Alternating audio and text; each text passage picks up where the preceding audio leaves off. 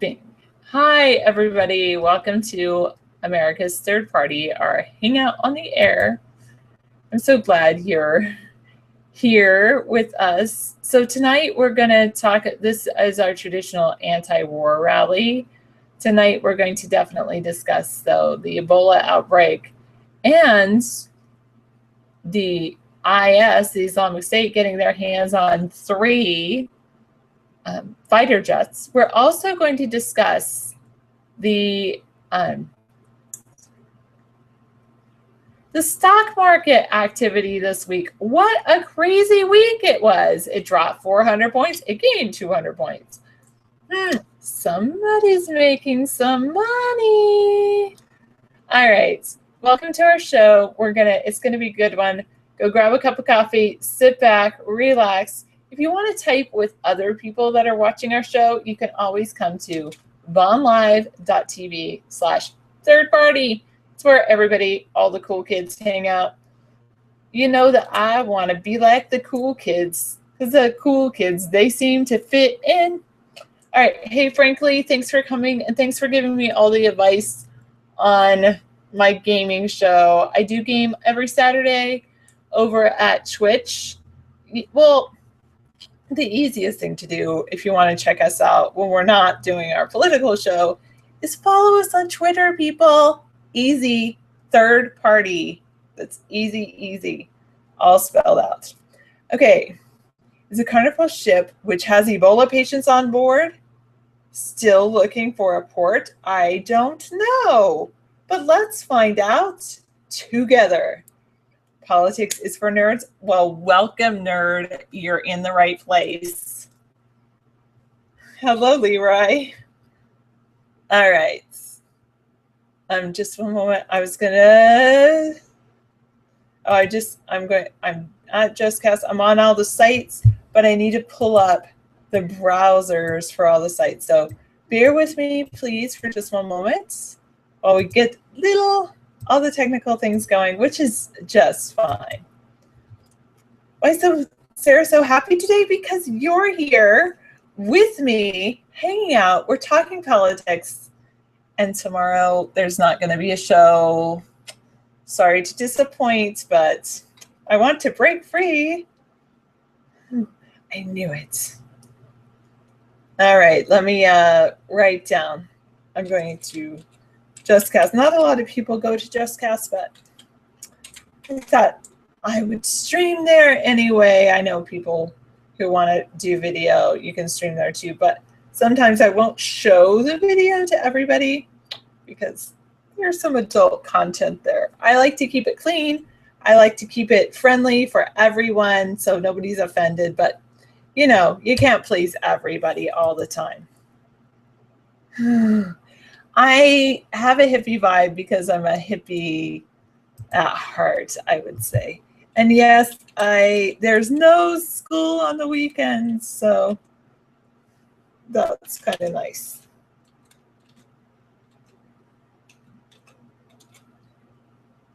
Let me make sure that works. If not, I'll have to change the password. How goes it, Herder? We need no, there's plenty of adult websites on the internet. We don't need one right here. I try to stay pretty modest. Okay, I have a pending relationship request. Somebody wants to be my friend. I was told that I need to start my own stream separate from politics if I want to do anything regarding educational content. So I will let you know when that happens so you can follow me and learn more about mathematics, because I look at mathematics in a totally different light. Our future president is in the other room. He is actually, I believe, working on some signs. He is in the process of actually promoting a write-in campaign for U.S. House against Rick Larson to at least cause a spike in the political process right there. So I think it's my profile. Nope, Randy, I keep politics and education separate. So I've been better at that when it's at a school location than I have been on the air. So here is politics, so I should keep it separate from education. All right, you got no vote in the USA president, but you have a voice. You like to come in and talk about different things. That's perfectly fine with me. All right, I am also at justcast.org/users/third party. The cool thing about JustCast is you can go there and broadcast on my channel with me right now. There's many RSA animate videos I've seen. Which particular one I didn't, if you're talking about one that you gave to David, no, I didn't see it.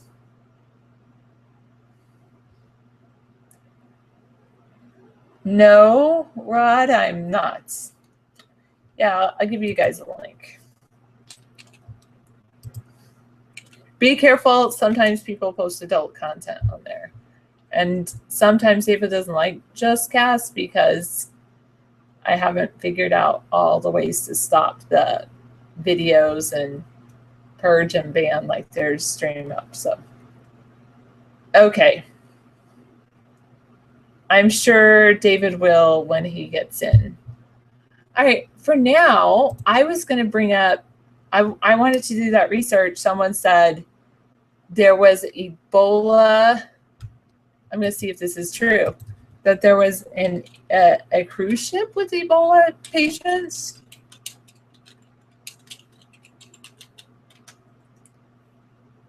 Ebola fears. Belize initiated a travel ban. The U.S. hasn't. I think Belize has the right idea. Everybody, now's the chance. Oh, I wonder what their travel ban is. Is it just for people from Africa? If that's the case, you might want to get your passport moved to Belize. Hello. Carnival magic. Okay. Let me look. Obama warns against Ebola hysteria as a cruise ship heads. This is from The Guardian. Mexico fails to grant access to the cruise ship.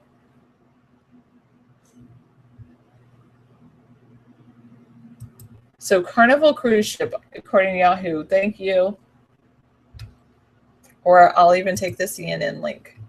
Let me show it to the room, because sometimes you guys don't want to click on a link. You just want me to play a video, which I am perfectly capable of doing.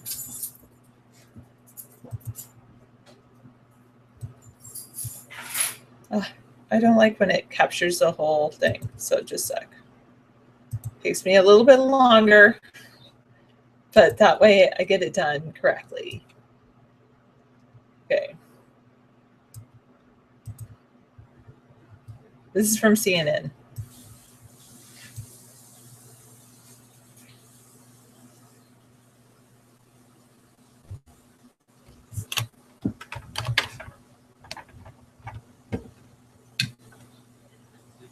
Measures. We must admit, along the way, we have seen ample opportunity for improvement, considering this was the first time that Ebola has been diagnosed on American shores. It's perhaps understandable that mistakes were made, but it's also unacceptable. Perry's press conference was clouded by critics who say he's been slow to react and that the state of Texas was not ready to battle the Ebola threat. All of this, as CNN confirms, the top epidemiologist for Dallas County is now under Ebola watch. Dr. Wendy Chung, who had direct contact with Thomas Eric Duncan, is one of 76 healthcare workers currently being monitored for signs of Ebola infection. Dallas County Judge Clay Jenkins says health officials are doing all they can to stop others from coming into contact with those who might have been exposed. These are hometown healthcare heroes who are going to honor that. Oh, that's so And that weird. is a binding, legal document and order. Dr. Elba Garcia, the Dallas County Commissioner, says it's a good first step. The interest and the common voice was not there. I'm very glad that we finally came to the conclusion that these streamlined new guidelines have to be followed by everyone. This is the only way we're going to give people the feel better about. I got the white paint on there. But despite the steps to prevent Ebola from spreading, local leaders are bracing for the possibility of more cases. So has he Already, contacted? 2 Dallas nurses who have treated Duncan have been hospitalized. 800 being passengers diagnosed with the virus. Have they stopped Both have been shipments? transferred out of state to be cared for Still? in special facilities. Still? Meanwhile, Not only during that. a Friday rally outside of Texas Presbyterian, There's a ship. Full of Ebola patients. dozens of nurses One. marched to show support for the But hospital, thrust into a spotlight that it never asked for.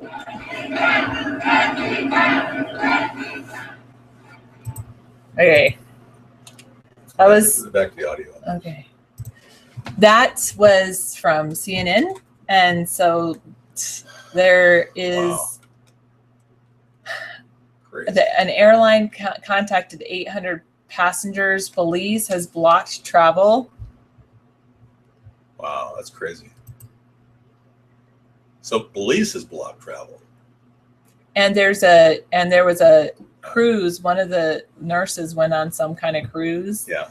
And now has Ebola. Oh my God. And yeah. they were going to dock the ship in Mexico, and Mexico said, no way. So now guess where they're bringing it? Oh, no kidding. Back to Texas. No kidding. Seriously. Fun, right? Unbelievable. All right. So can they control the disease? Hello, everybody. Welcome. Hi, Black Kitty. Hi, Akumi. Hi, Buckwile. Hi, Demon Dave. Diamond Dave.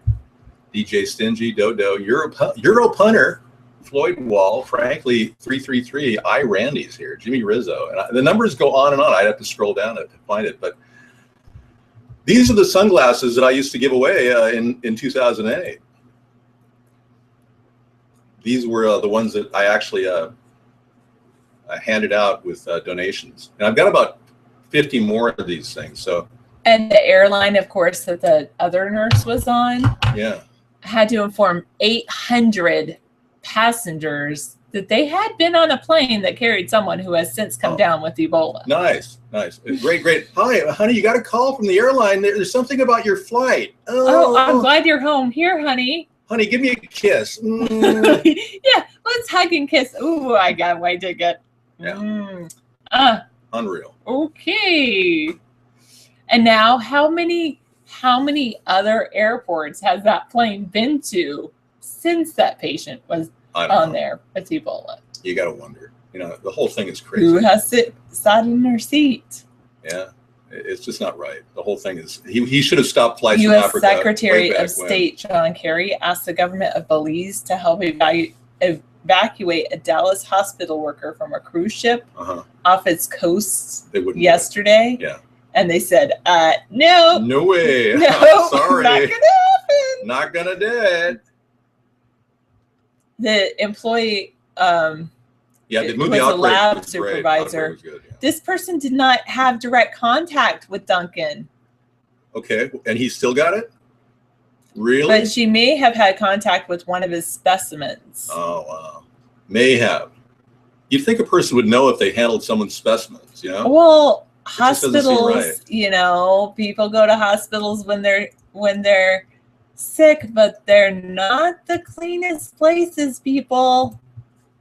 Okay, so everyone's very worried. We went out on the town, and I had to have a discussion with Sarah. I said, Sarah, what do you think the risk of going to a buffet would be? I know, we almost didn't go, Yeah. but we did. I think that might be the last one. I don't know. If this keeps spreading, I'm definitely going to cancel going to restaurants. Business is going to suffer across the nation. No, Mad Magazine has not contacted me, ironically. I might get some kind of takeout, like a pizza still. Because the pizza should go straight from the oven, cut. Yeah, it's crazy. All right, so the big question I have on the the big news is, has anything happened in Obama's administration today? I mean, have they responded to anything? Have they done anything to make this work? Any ideas? Any news? So Obama's going dark on this one, like he did with the Gulf of Oil. I call it the Gulf of Oil. The Gulf of Mexico oil spill. It's been 20 days since this lab technician, she's sick on the cruise ship. So it could very well be that, there's a common cruise sickness. What's it called? Where, in closed container. Yeah, it's you know what I'm talking about. Yeah, cruise disease. Well, it's the Tom Cruise disease. It happens in any enclosed environment. Yeah. But it could be very well that she doesn't have Ebola, but they just wanted to be on the safe side because she did work at Presbyterian, whatever, where Duncan was treated. Yeah. And so they're taking her back to Galveston. Galveston, oh Galveston. Ebola So Belize has my favorite put place. travel bans on citizens of affected Disease, yeah. West African countries and announced more strict measures. Okay, Belize is doing something that's good. Randy, come on. I mean, DT Laura is a good supporter here. Randy, are you going to be a supporter here like she is? I mean, come on. Who? Be nice to DT Laura. Really, she doesn't hurt anybody. She's a nice person. I mean, really, what's the problem here? You're on thin ice, Randy. All right. You should be lucky a Candy Rain isn't in here. I mean, that would be a different story. She'd be on you like whatever. They did say cruise passengers will be vetted before being allowed to go on land. I'm sorry. Unless she tests negative for Ebola, they should keep the people on the cruise ship. Yeah. And if she tests positive, they should keep them in solitary isolation on the cruise ship for 30 days. I agree, 30 days, because they say 21 days, but there was a case, a Nigerian got it 48 days. Can I finish? Oh, no. 48 days after they were in contact with an Ebola patient, a Nigerian got it 48 days later. So it's not like it happens 21 days guaranteed. And I think it's fair to say right now that the CDC is not accurate in any way in dealing with the situation. I mean, they contradict the World Health Organization, the UN screwed up. They admitted they had incompetent workers. I mean, this goes on and on. Government's incompetence is being revealed right now as we see a major event occur around the world. We're seeing the incompetence play out. The TSA officer who patted down Allison Vinson, the one who contracted Ebola, the nurse who contracted Ebola. No, Amber Vinson. Amber Vinson. The TSA worker that patted her down to get on the plane from Ohio back to Texas. Yeah. He's on paid administrative leave, he or she, out of an abundance of caution. And then they're contacting travelers Yeah, go ahead. I'm sorry. I didn't mean to interrupt. To contact the CDC for prevention. Okay. No Cleveland TSA officer came in direct contact with the infected traveler, as all pat-downs are completed while employees are wearing disposable medical gloves. Were they checking every single day whether those gloves? I mean, I can see somebody taking their disposable gloves off and going, "Oh yeah." And if you use the same medical glove, do you use a new glove for every single person you pat down? Good point, Sarah. I mean, then it should not just be, then there's a big issue because it shouldn't just be people that were on the airplane with her. It should be every single person that TSA worker patted down with those gloves. Yeah. Each glove should have been removed and there's a certain way of removing these gloves so that you don't contaminate your hands. You know, we should almost have glove removal devices. I mean, it's pull crazy. them off of your hands. Because I have a feeling, because the nurse that actually treated Duncan, who died, by the way, she's still living. She's still living. Okay, no, that's okay. The woman that died, who's treating people in Liberia, the woman who's treated Duncan did not die yet. She may live. But the woman who died treating people in Liberia, she was a doctor using sterile technique, and she said the only time that she ever did anything wrong, ever, and she was meticulous, fastidious, was when she touched her face with the glove. But I'm sure it wasn't just her face. Oh, I don't mean like picking your nose. No, it could have been. It could have been like that. Well, see, how do we know that? I mean, that's part of your face if you go like that. Technically, you say your eyeballs are part of your face, but seriously, I mean, really. Crazy but true. When you were in a hospital in August 2014, Sunstar, you know, every time I was to ask the nurse, change the gloves every time. Yeah, exactly. Concordia yesterday, a cruise from the United States was denied landing in Belize and Mexico for being aboard a passenger with Ebola. Texas cruiser, no name or details are said to protect his image. Right. Okay, can I say two things? Yeah. I have to say kudos to Frontier Airlines. Kudos, because Frontier Airlines is contacting not just the people that were on the same flight with her, but everyone who was on any subsequent flight for that plane. Good. To have them take precautions and make sure that they contact people and her let them seat, know. Where she went to the bathroom. I mean, kudos, Frontier Airlines. You gained some press coverage with that one. Now, I do have something else to say. What is it? The cruise patient should be tested on the cruise ship for Ebola. Okay. If, in fact, it turns out that she does have Ebola, then they should bring the medical team and treat her on the cruise ship and put everyone in the cruise ship in isolation, separate rooms, separate cabins if possible, and it should be for at least 30 days because it's been 20 days since she was in contact with that person. Wow.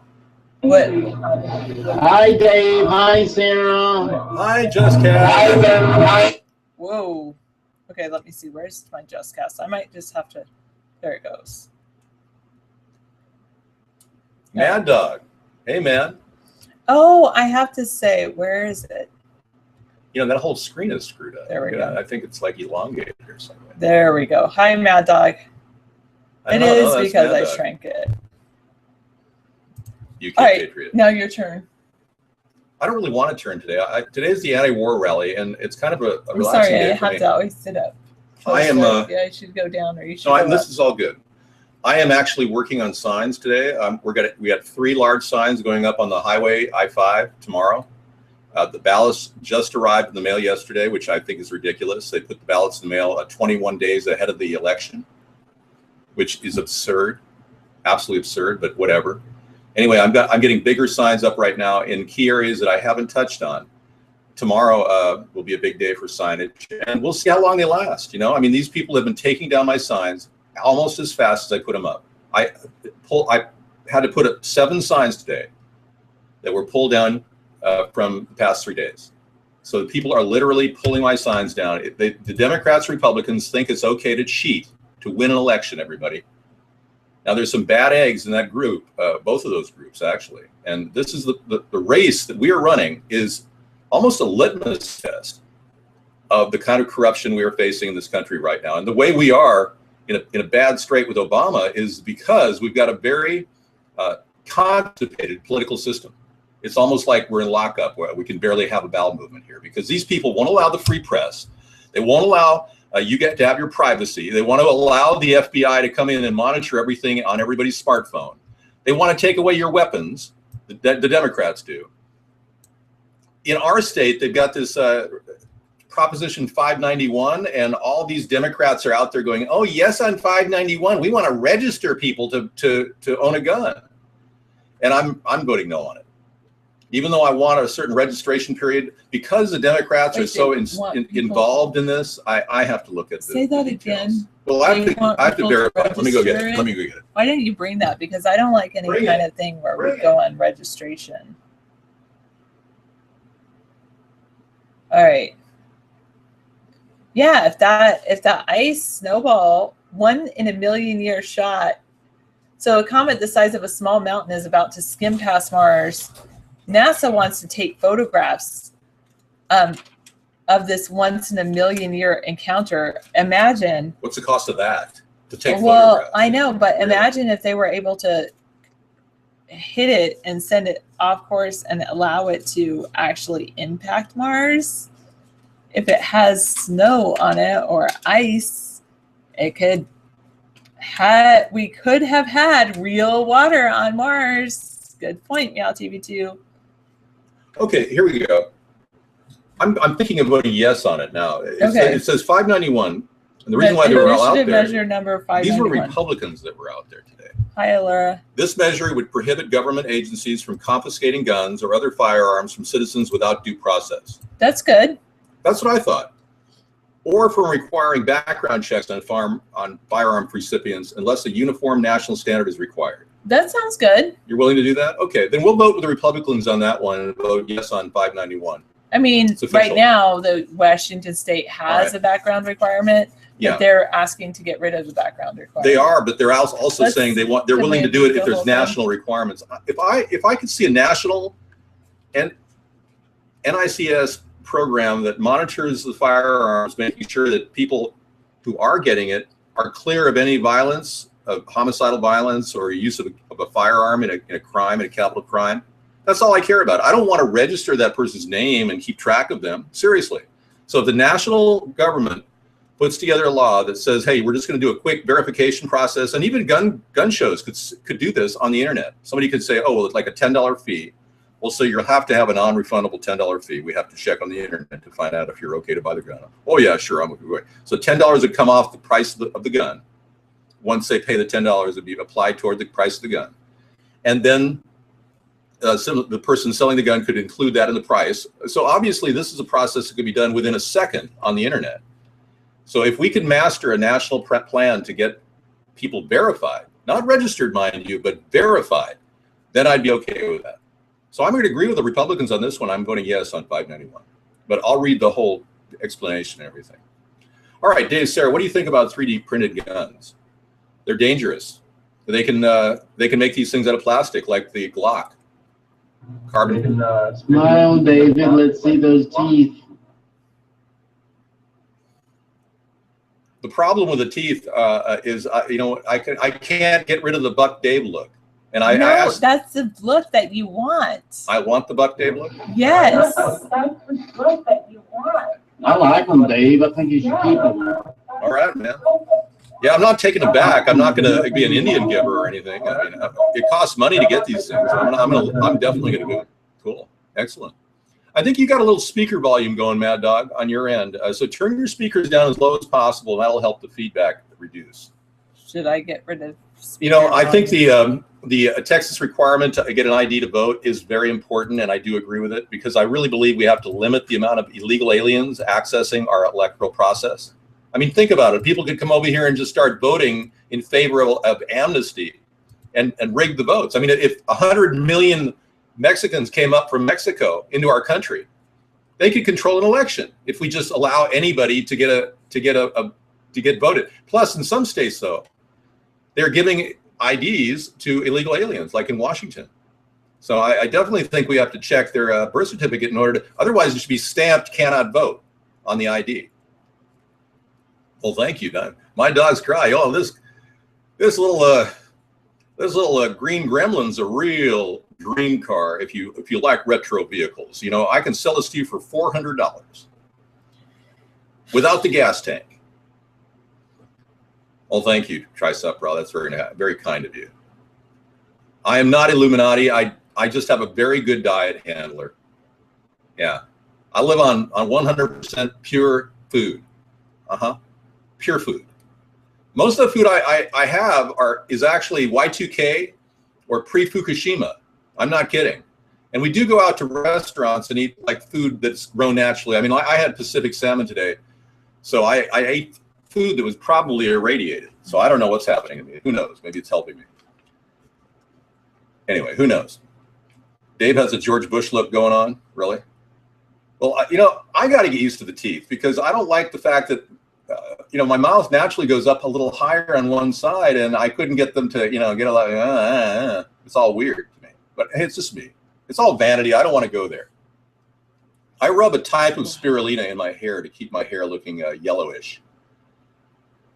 I know. Well, I won't be eating any 25-year-old granola bars, because I don't have any 25-year-old granola bars. What I do have, though, are, believe it or not, I've got Atkins bars from 2008. And we had some recently. They're all chocolate, full of vitamins. I got them for a song. I got boxes of these things. I had one of those, and they were really good. Dark chocolate Atkins bars from 2008. And we couldn't believe how tasty they were. We've had some the other night. Oh, really? Your lips naturally and separate no matter inviting a deep, hard kiss? Are you talking to Sarah or me? Because I don't French kiss chatters. I'm sorry. Which one do you have? I have a prefab trailer. Yeah, I have one of those modular homes, which I'm very happy with, by the way. Robert, you made a very loaded statement there. You may have a good point. I mean, there's a lot of things going on with Obama. Obama, Ebola, they rhyme, you know. We could make a little song if we were wrong. We could keep rhyming because it is the timing. I'm having to work on my rhyming because in order to do a proper rap song, I have to rhyme. Obama, Ebola. Any health concerns with your home like VOCs? No problems. My formaldehyde rating is so low that a small lab rat in a jar has much more formaldehyde than my entire home has. Hello, a-holes. That's no way to greet friends and kind people, you scumbag, pig, weirdo. Oh, I'm sorry. I was doing the same thing you're doing. I'm engaging in name calling. That's wrong. I know people tell me, David, don't call people names. Well, I was never the person to call people names. The Democrats, though, like to call people names whenever they disagree with them.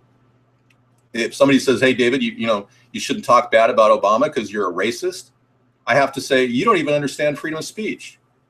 Anyway, let's talk about the country moving closer and closer, edging closer and closer to war with a couple countries.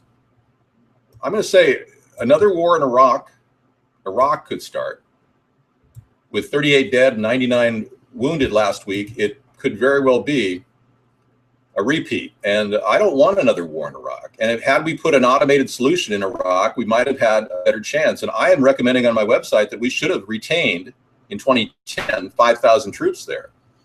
But that means that there probably will require 5,000 troops to retain any kind of semblance of order in that country. I don't want that. It's the last thing I want. But I believe that there's certain influences going on under the scene that may very well be bringing us closer to the brink of war. And I've seen the behavior of what appears to be a CIA-led operation called ISIS, which, and Sarah was saying, maybe it's now a rogue group of splinter groups of Sunnis or something. It may have started with training camps in Jordan, but maybe it's now a bunch of splintered off rogue troops, rebels, types of people that are going to kill no matter what. I don't know. I've seen the government, our government, start wars through economic hitmen, through the seeding of war with funding, like they sent $24 billion into Libya to destabilize their banking community before Muammar Gaddafi was routed out and sodomized. Can you do an impromptu Baroque? Yeah, it's all impromptu, man. The whole show is impromptu, so yeah, I can do anything. When it comes to extemporaneous speaking, I am a master. But that's not the issue. The real issue is, will it be funny? And I think just doing it's going to be hilarious. I don't think it'll not be funny. I think it's a guaranteed funny. Serious, very serious. You know, if we were to ally with the Syrians, Solf Ego, that would be like Beelzebub and Jesus uniting in ever-loving love. I mean, seriously, think about it. We're not about to unite with Bashar al-Assad. I mean, Obama's got a secret goal to take down his government. 591, I'd vote in favor of, but there's another one that I'm going to look at, which is 590. I didn't say I can break dance. I said I'd break my back dancing. Yeah, I think that's a different interpretation. Maybe I did say I have a break dance, but I think it will probably cause irreparable damage to my lumbar. Liberals are blame slavery for Ebola. Robert, you've been saying that over and over again. It's starting to sound true. So there's actually two measures regarding firearm sales. Well, Jordan has always remained out of the mess, but they did allow the CIA to set up training camps in Jordan during the relief program. You know, when all the Syrians were leaving and fleeing because of the fear that was propagated in the news and in propaganda? Well, these people were actually in need of help. So our government is engaged in what is called armed humanitarianism. And there's a book called Armed Humanitarianism by Nathan Hodges, very good book. But what we do is we send troops in with supplies, and then we embed with the people, and then systematically we create rebel forces. And this product, or the product of this behavior, is war. I'm going to vote for me, it's really about gun rights. So 591, it says, hey, if it's not required by the federal government, we shouldn't do it here. We shouldn't require certain laws here in the U.S. in the state of Washington. Gun-related Washington. 594, Uh-huh. this is kind of scary, Mhm. so they want to kind of get rid of some of the 591 wants to, make it freer for people to have weapons. 594 wants to make it so that anyone who transfers a weapon, Mhm. even if you're not a licensed gun dealer, Right, yeah. you must do a background check on anyone you allow to access your weapon. So if I have a gun and I let you borrow it for the weekends, Uh-huh. it's almost like a sale. It's a $0 sale, but it would be considered a sale. Right, yeah. And You'd have to go through a process. liable. You'd be liable for that gun. Yes. Yeah, we're going to say no on 594. That's too much registration. That's It's too like much BS. It will be hilarious if both of these measures pass.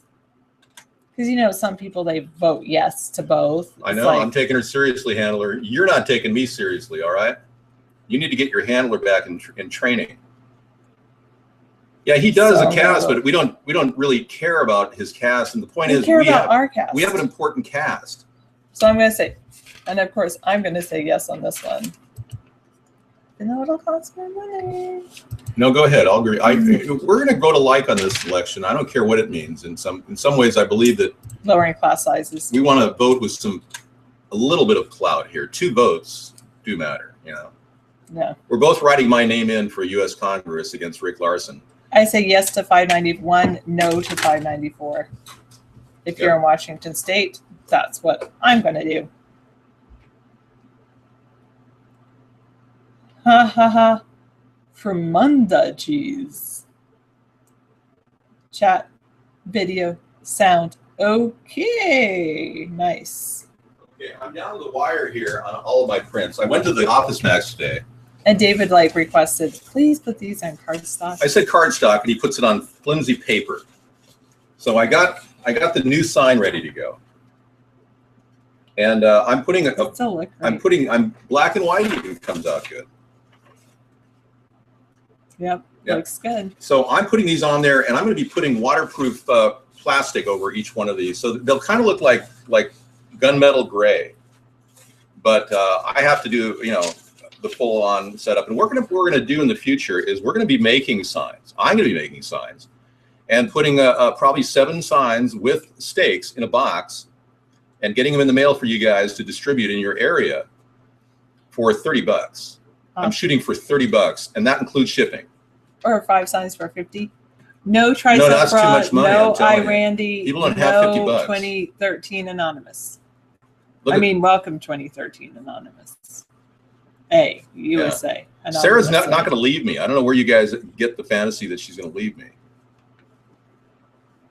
Obama is a homosexual Muslim and warning his mom not to drink water because the government would poison it. Randy, that says it all. Thank you. Yeah, you said it all right. I do talk to students about how there's dyes, artificial dyes in many different things, and some people are allergic to those dyes. Yeah, I will. Red 20, yellow 6. Go try to find something without dyes in it. I don't think Obama shut the show down. I think we've got people that are just not liking us. Take a break. Yeah, I'm going to sit my own body odor for a while and smell myself. Well, do you need to go take? No, I was just working outside. It's good. It's a good feeling. You need to go take a shower, and then you can. Well, let me go take a break, and then you can. You take a break. I'll take a shower. If you can find my coffee, we'll all be happy. I don't believe the Ebola hoax. I'm scared out of my wits that I might get it. So no, I don't believe it at all. It's not a hoax. I mean, come on, just take precaution. We'll be okay. Everything will be, in about 6 months, it'll all blow over. But there is that weird possibility that things aren't right. There's something not right here. Yeah. Open containing folder.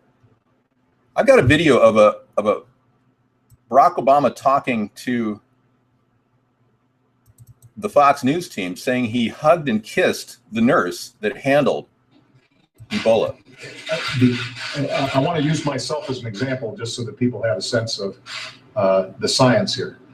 I shook hands with, hugged, and kissed, not the doctors, but a couple of the nurses at Emory because of the valiant work that they did in treating one of the patients.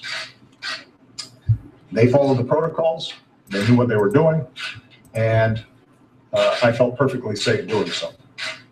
And I want to use myself as an example just so that people have a sense of the science here. I shook hands with, hugged, and kissed, not the doctors, but a couple of the nurses at Emory because of the valiant work that they did in treating one of the patients. They followed the protocols, they knew what they were doing, and I felt perfectly safe doing so. And now they're dead. You know, it sure does look as if this guy very likely exposed himself to a deadly disease. I'm serious. You just heard the president say he hugged and kissed the nurses that were around the doctor that treated Duncan. Seriously. So in the next few days, anything in the news could happen. Anything. According to global research, the U.S. is responsible for the Ebola outbreak in West Africa. A Liberian scientist has confirmed that, and global research has done the detailed work on that. Thank you. Wow, let me get back to the chat. This is crazy, absolutely crazy. David, I hug and kiss nurses, I get fired for sexual harassment. Why doesn't Ebola? Exactly, mofo. Good name, Ebola. David, do you think Bill Gates is a globalist Illuminati? He's the one pushing his gun control crap in Washington. He donated $1 million of this money. Paul Allen has donated a lot as well. He then cried when he could not buy a tank. Ah, thank you. Good point. Paul Allen crying that he can't buy a tank, yet he wants gun control. I wouldn't put it past Bill Gates that he's part of the Illuminati. Sure, you don't get where he got without sucking into some sort of a vortex of huge amounts of money. Dr. Kyril Broderick, he is not a Liberian scientist. Okay, thank you. From Under a Cheese. I'll check that out. But those are both good stories. I'll look at those in a second. He looks scared for his own life. I don't know. He doesn't. You know, what's really crazy is Obama may be just stupid. You'd have to be stupid to walk up and hug and kiss a woman who just cared for an Ebola patient. So yeah, he may just be suffering from a profound stupidity. It's a known fact that Bill Gates is a eugenicist. Okay, I'm going to go take a quick shower, put on a white shirt, and I'll be back and ready and fresh for the show. Thank you. I just played that clip of Obama. You can play it again. But it was pretty powerful. Oh yeah, I'm good.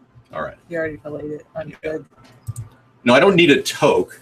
I need to rinse off. I feel like a sweaty. Okay, go take a shower. Yeah, I've got like the workout. Enjoy. We'll listen to you showering. Beautiful. We'll hear the water at the background. Night lights. Nightlight 78? Or 2013 cool. Anonymous A. I don't know because they don't tell you the visitors when you scroll over. Okay. Or WKHM. It's one of those people. Who's on the cast? Who's with the green screen background that's looking at me?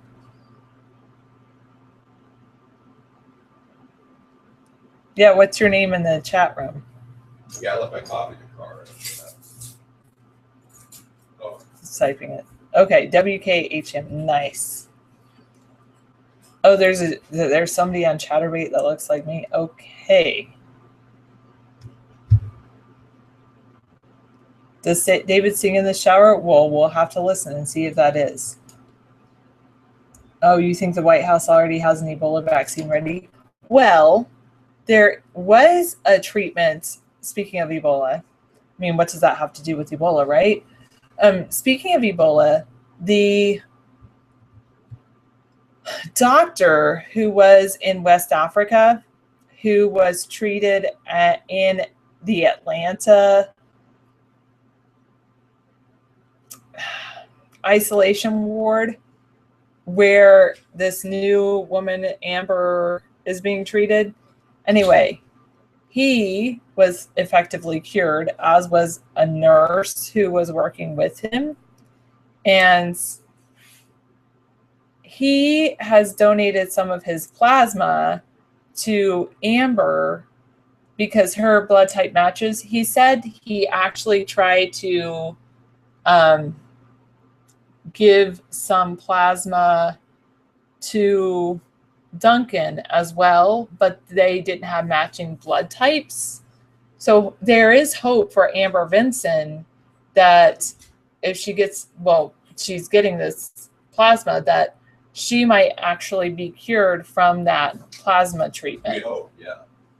Hopefully. Now, I still think, yeah, it would be cool.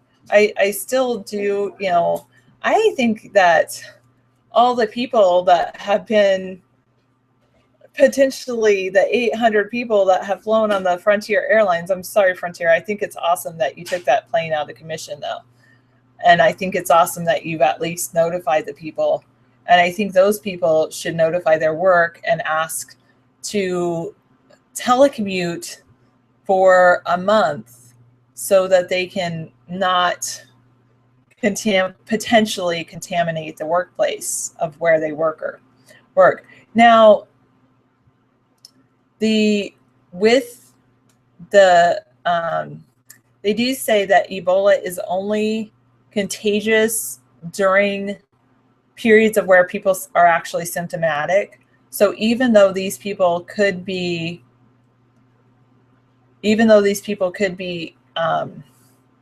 carrying the disease, unless they're symptomatic, supposedly they're not contagious. That doesn't mean that they shouldn't put themselves, ask their work to have them on a 90-day, I'm not a 90-day, but a 30-day telecommuting kind of situation. You wish you had a camera? I'm sorry you don't. All right. Clinicaltrials.gov. Safety, tolerability, and pharmacokinetic first in human. Wow. That is an interesting one. I will leave that up. Oh, the study has suspended participant recruitments. Let's bring this up on the screen for everyone. Oh, where is it? Oh, it got rid of it. Let's just see. Let me put it in here. No. Okay. This is very interesting. A link just came into our chat room. Okay. I know it does seem strange for him to be kissing nurses. I'm going to add a screen region. Just one moment. So this is from Clinical Trials. Oh, I hate when that happens. Sorry.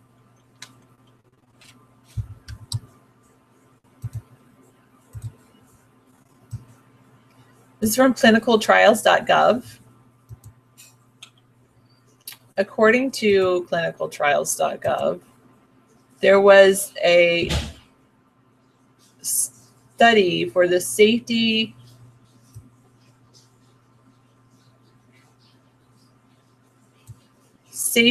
tolerability, and pharmacokinetic first in human study for intravenous IV TKM 100-802.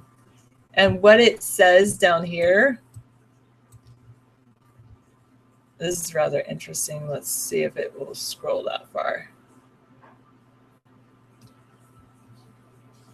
Here it is, Ebola. It is a study, phase 1, is a single center. Let me get a new screen region, just a sec. So this is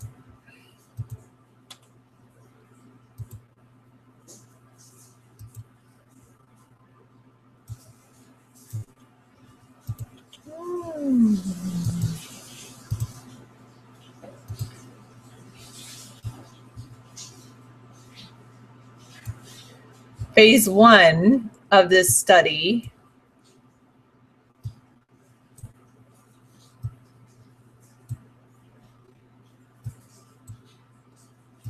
is to go with a placebo-controlled single-blind study, first in human, single ascending dose study, followed by a multiple ascending dose cohorts in healthy male and female study in subjects for the Ebola virus infection. They're doing a drug for injection and a placebo. It's in phase 1.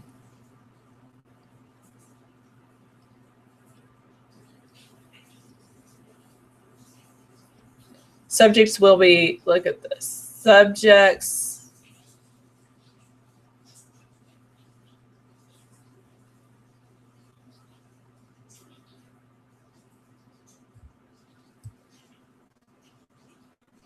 will be monitored for treatment, emergent, and dose-limiting toxicity.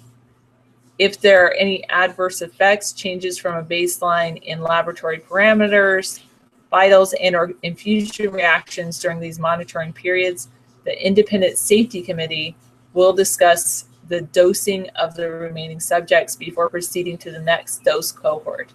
The Independent Safety Committee will evaluate whether dose escalation will be permitted based on demonstration of adequate safety and tolerability. Let's look down here. When did this study start? Study start date, January 2014. Completion date, July 2014.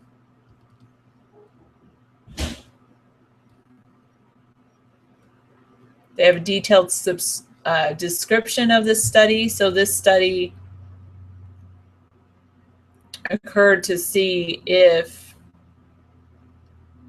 they could create, in humans, create something that was a treatment for Ebola. I'll give you all the link in the chat room. You can go to clinicaltrials.gov and you can search for Ebola in the search engine. If you're in my chat room, I'll give you a direct link. That is a spooky study. Thank you for sharing that with us.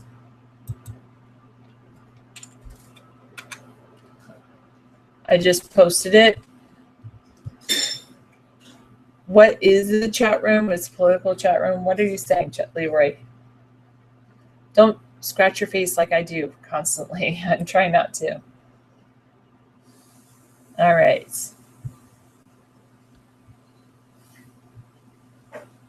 Chat room link, you are in the chat room. I'm saying if you are in my chat room because there's people that are watching us up on live. There's people that are watching us at JustCast. There's people that are watching us at Ustream. There's people that are watching us in our Google Hangout. And then there's people that watch us later on YouTube. What is it? That's what this article is talking about. And so according to global research, I don't like that. Maybe I get that link again.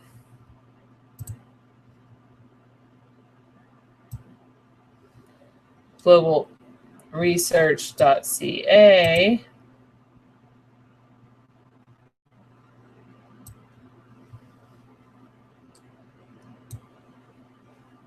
Oh man, I don't like how this is working. No, it doesn't want to do it. Probably have 500 of these open. Okay. A Liberian scientist is claiming that the U.S. is responsible for the Ebola outbreak in West Africa. That this study that started in January, when they say that they were human subjects, that started, you just saw on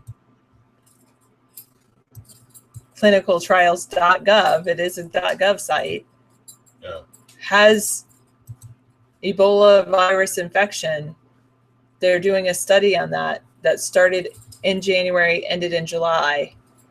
And Had human subjects. Where do you think that study occurred?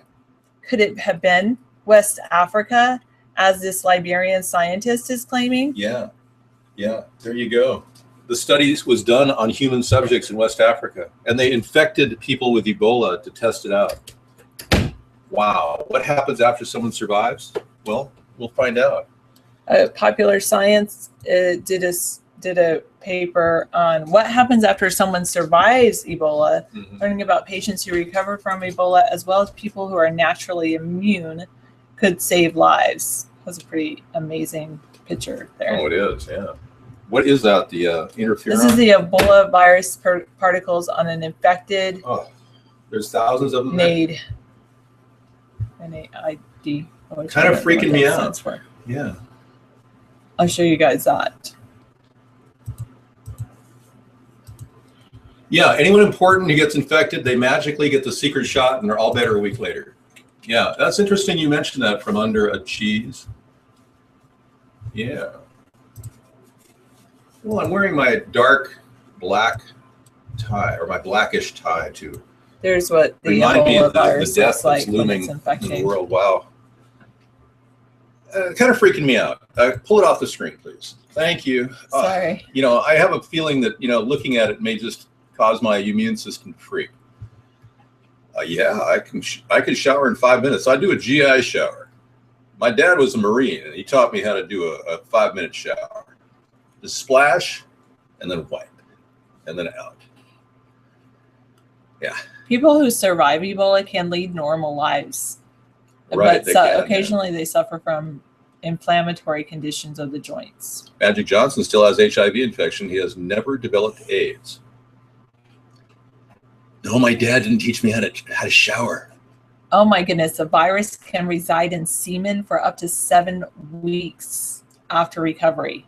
The virus 7 can times survive 7 is 49 days. So semen has the virus in it. After the person recovers. So the semen can cause infections in up to 7 weeks after an Ebola patient survives. Wow. Be careful. That doctor better not be that doctor who supposedly is cured. I bet he's still within that 49-day period. Well, thank you. I'm the Batman is fighting for me out there on the internet. Don't hurt Rodney, but you know, keep everything under control. We want to make sure we find out who's stealing my signs, not just stole, but stealing. I'm still putting signs out because of the write-in campaign against Larson. And if you are in for that purpose, yeah, the campaign's still going on. Tomorrow we bring out 3 big signs on I-5, and they're all going to be hand-drawn, but we're using letter stencils, etc. But we're not paying any money for these signs. We're just doing it. Nobody's going to stop this movement forming in America. Nothing's going to stop it, in my opinion. Your father owned a liquor store back in the day in LA. Magic Johnson used to come in my dad's store, which is directly behind a gay bar. My dad told me Magic Johnson was a gay back in the 80s before he even came out with AIDS. There you have it, man. Kent Brantley. There's some eyewitness testimony from under the cheese. Thank you. Kent Brantley, who was the doctor infected with Ebola in West Africa, and then was treated subsequently in Atlanta and has supposedly been cured since then. They say he has donated more than a gallon of his blood to other patients. Oh, really? Well, because they can use his blood to treat people. He must be really burnt out. Drinking orange juice, I hope. The plasma of his blood contains the antibodies, which is separated from the red blood cells. Okay, and you're saying Magic was a catcher, not a pitcher? Thanks for the info. How did your dad know this? Yeah, I mean, I think now you're off in make-believe land. Am I supposed to believe that your dad worked at a liquor store now? Seriously. U.S. national debt is so far is $17,876,184 million. Thank you, and growing fast. Plagues people. There are several different strains of Ebola. People are strains of Ebola. When you are Plagues and Peoples. Oh, great book. Yeah, real inspiration. Yeah, I'm also into Cahill Gibran, the Prophet. And I believe there's a book called 1339 that dealt with the plague, if I'm not mistaken, written by Cahill Gibran. Moving on. I know too much. My owner, owned a liquor store and saw with his own eyes who was a butt pirate and who wasn't. Well, I believe you now, because that's definitely. Hey, I get the last laugh, buddy. I get to look at myself smiling.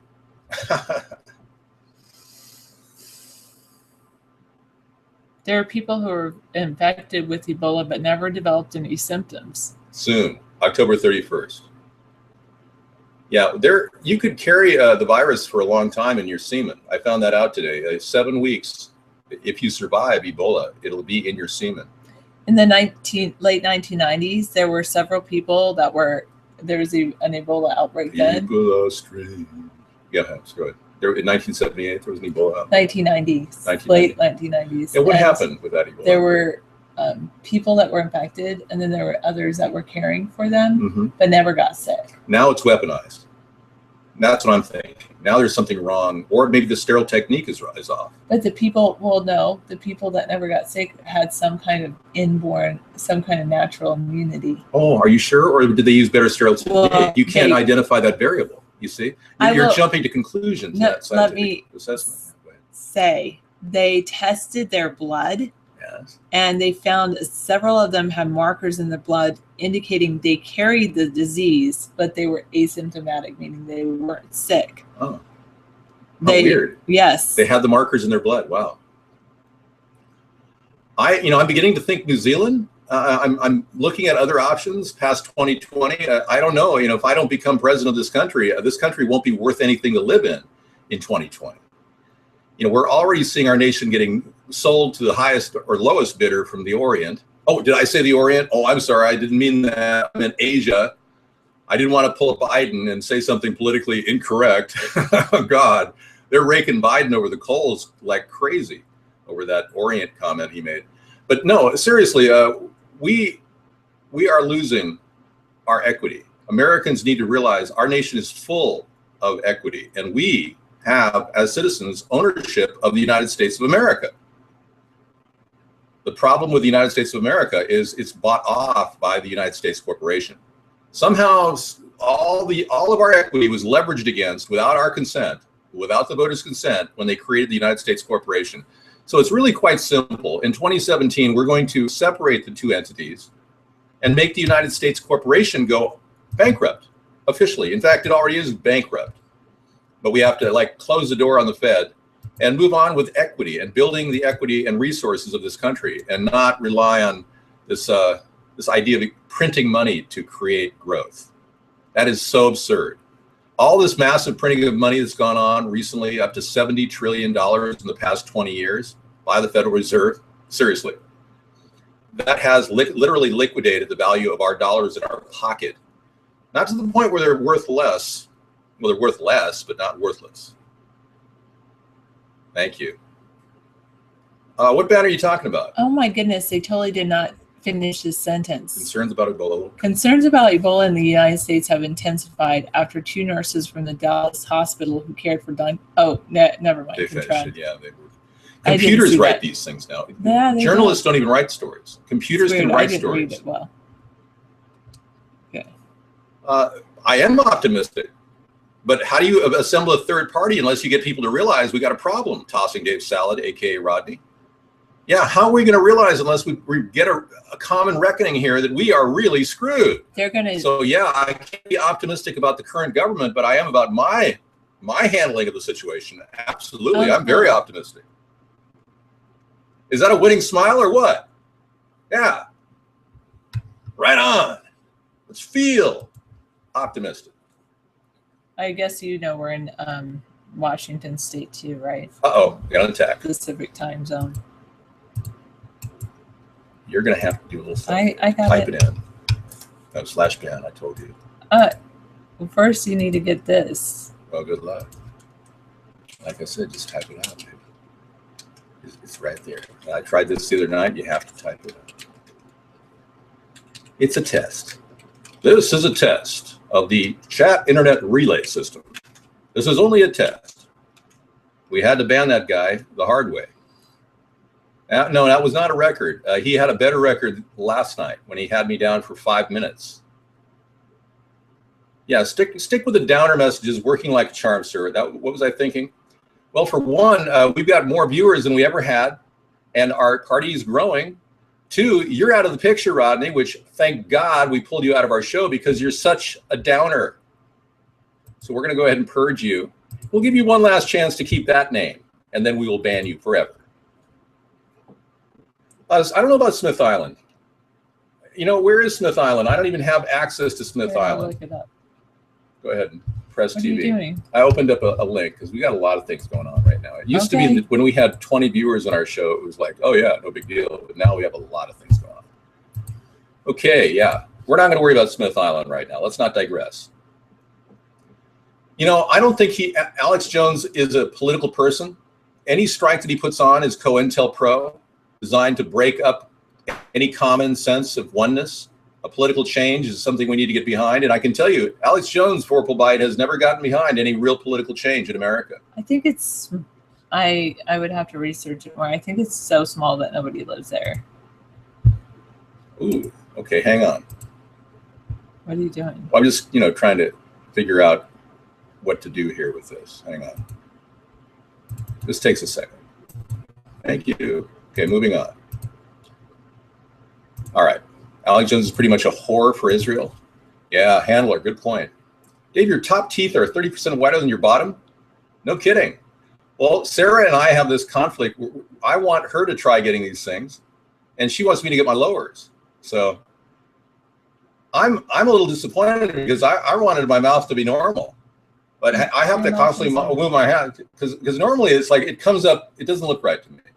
It's just, you just have to adjust. Yeah, but when I go like that, you see this section right here? Yeah. That sticks out. I asked them to shave that off. Normal. Okay? I like my teeth. Maybe you can push it in a little more. Yeah, I tried. And then I can't. And then, or the other one comes down a little more. This is the new look. Deal with it. I think it looks good. All right. Hello there, Mr. Ed. That's a point. They're nice and white, 2014. I don't mind if I have fake teeth. I really don't care on the show. But, I am going to get my real teeth fixed. My teeth are great. They're great for chewing. They're razor sharp. I can rip through about 20 pounds of Angus beef in less than 10 minutes. But maybe that's why, my tooth got chipped because I was eating a sausage and I bit on a bone. And speaking of boners, we got a president that actually, in case you hadn't seen this earlier. I'm not wearing the teeth, Amy. I know that my teeth look strange. Whatever. That's okay. Oh, God. I know. I hate that. I figured out how to do it. Let me show you. You start from the top right. You go from the outside, like out here. Just take a bigger picture. I know.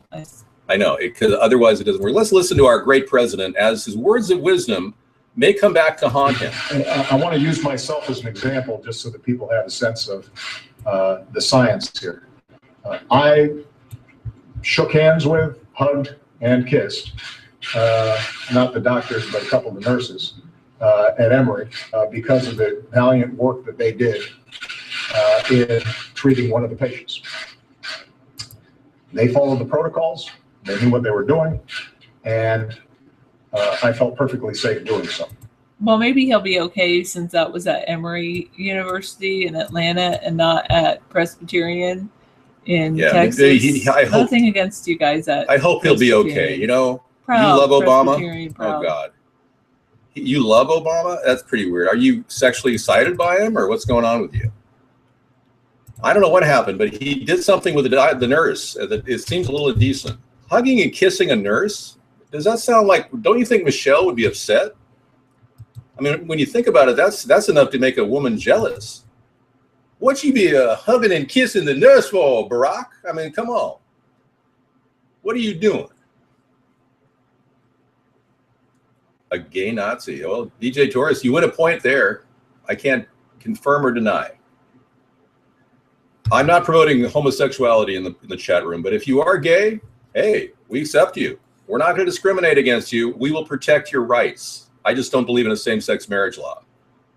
All right, this is a show about stopping war. And Sarah made a very good point while we're in the car today. And I'm sorry for touching your chair. It's just that you go like this and it shakes my back. Yeah. I'm sorry. I got to hold on to something because I don't have anything to do with my Here, hands. then switch chairs with me. Great. Thank you. God, because I have a lot of hand activity that I just feel completely left out with. I want to work with my hands. I want to be doing things with my hands constantly. All right. Better. It's not touching me, but it's like when you jostle my backbone. Yeah, you don't like that. Yes, everything's happening Halloween. I'm doing a show by myself. Alone. Alone again.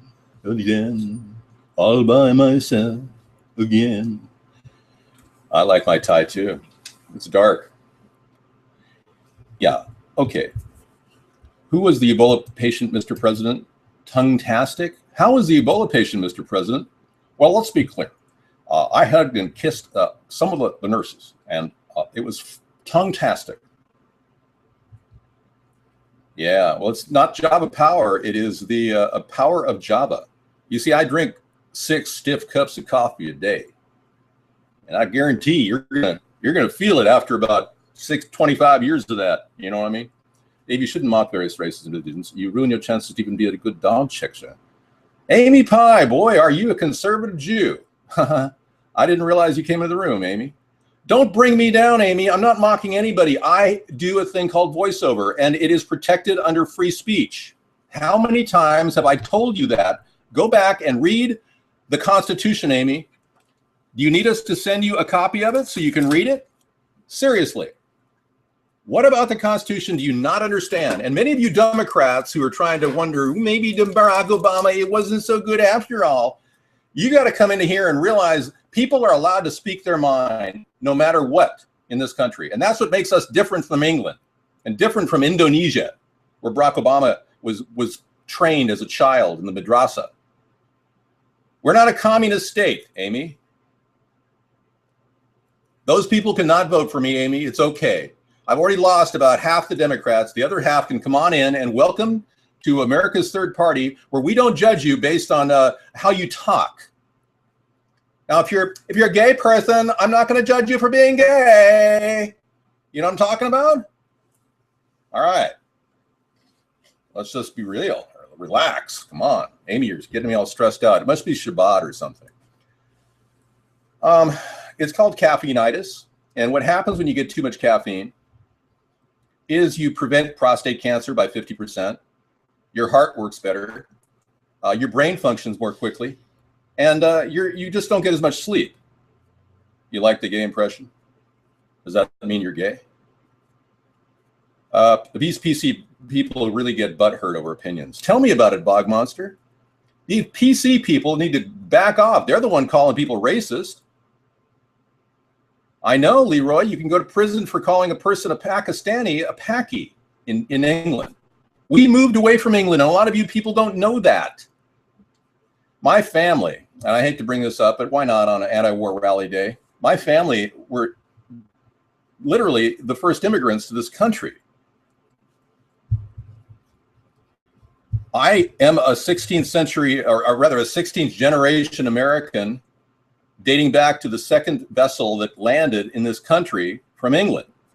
My family, one of my family members, a woman, was on the vessel, the Planter, which was the second boat after the Mayflower.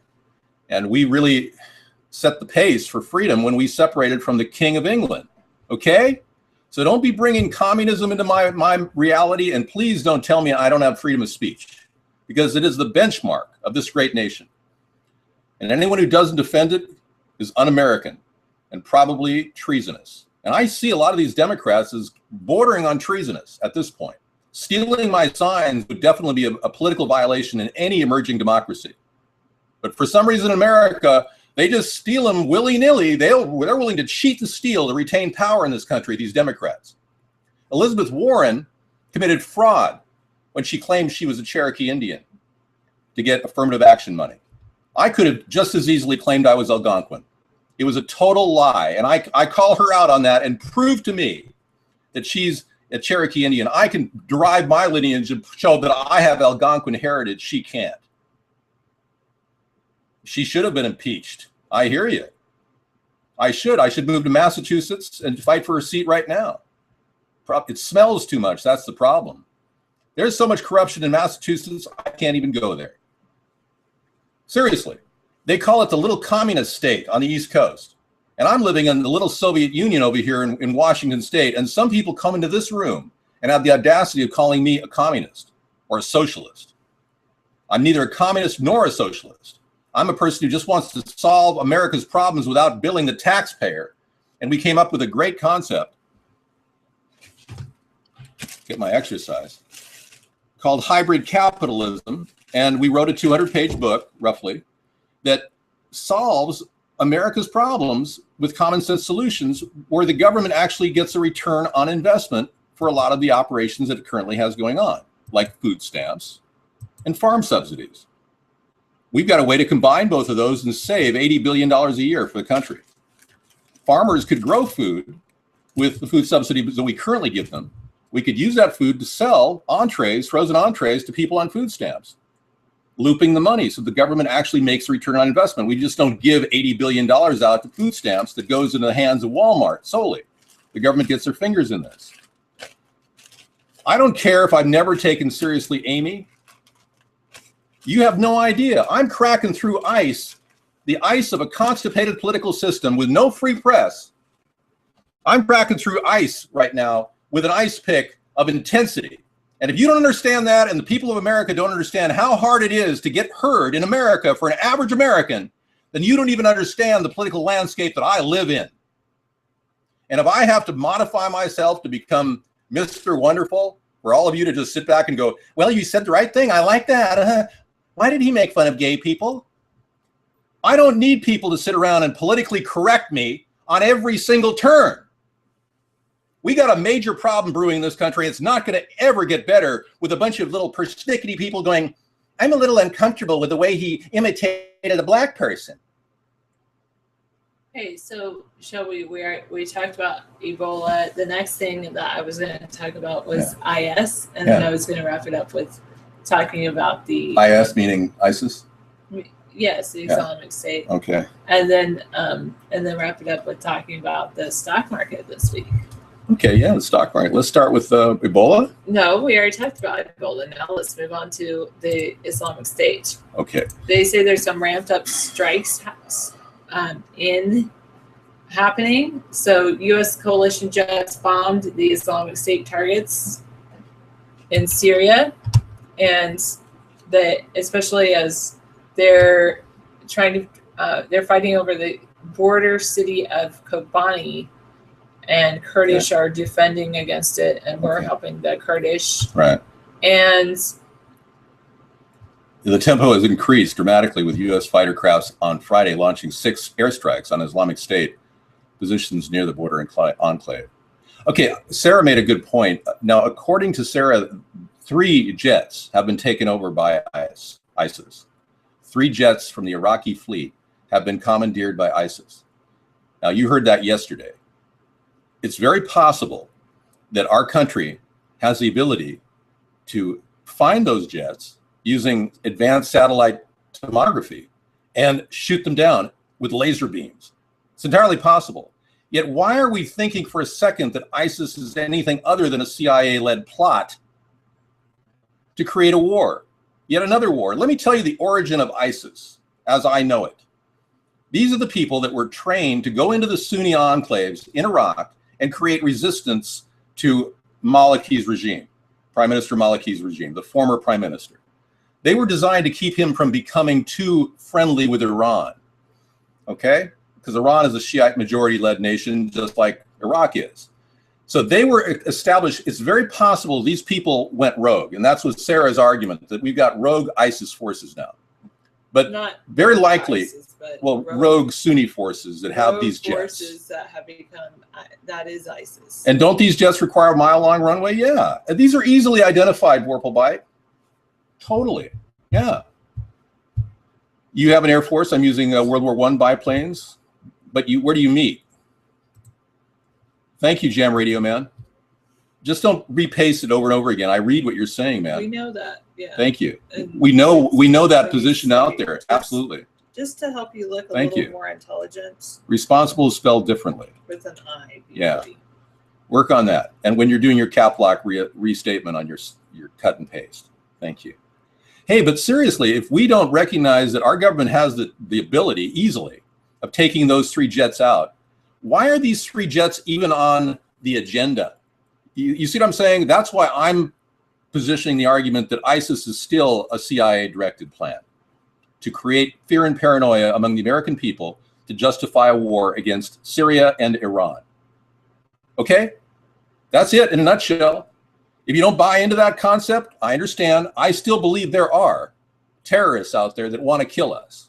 Don't get me wrong. There's all kinds of potential problems for our nation, but a caliphate, a brand new jihad that suddenly came up in 2 months when in fact they've been festering in the enclaves of Iraq for the past 2.5, 3 years.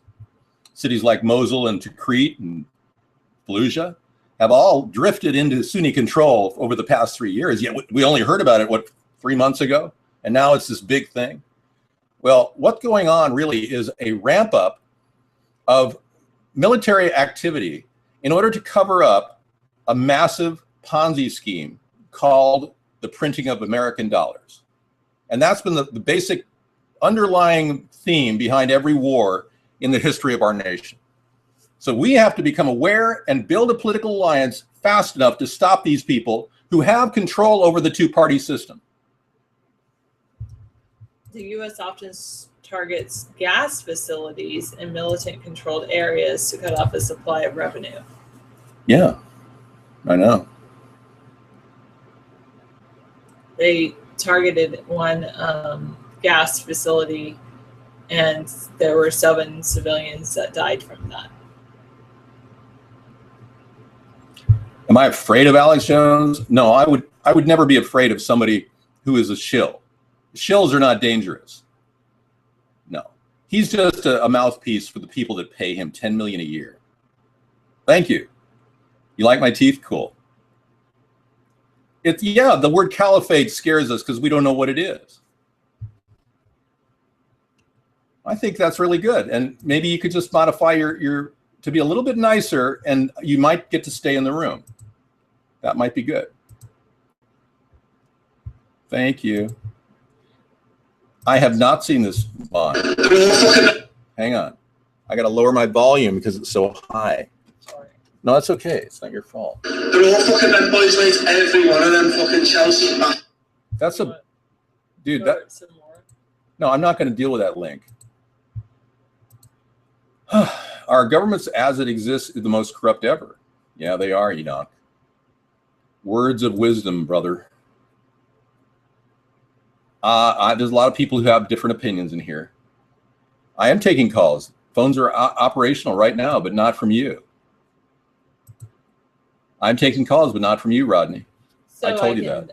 If we want to zoom in on, there's this little city right on the border between Syria and in the Kurdish state that is called Kobani. And oh, really? The Islamic State is going into Kobani and really attacking it. The people of Kobani, the Kurdish people, have said that and meanwhile the U.S. is airstriking at the Islamic State personnel. And the Kobani leadership is saying that the airstrikes are not enough, that they need ammunition to fight the Islamic State on the ground. Wow. There you Not go. asking for troops on the ground, but they're asking for ammunition from the U.S. Absolutely. And the former Al-Qaeda troops in Libya got ammunition, and we saw what they did to Libya, taking out a monarch leader, Muammar Gaddafi, and then leaving the country Libya in a pre-Civil War condition. So play that out in every other country, from Libya to Syria, everywhere around. Just keep looking at the strategy of seeding rebel troops. Amy, I think it's time for you to go ahead and modify your language as well. I don't need any counseling. I'm doing great. Why don't you take your little head trip and go back to synagogue and ask your rabbi if you should be judging other people all over the world. And your rabbi might say, Amy, what are you doing? You must be a little bit better to people. It is not your place to judge. Let God be the judge of this person. I know.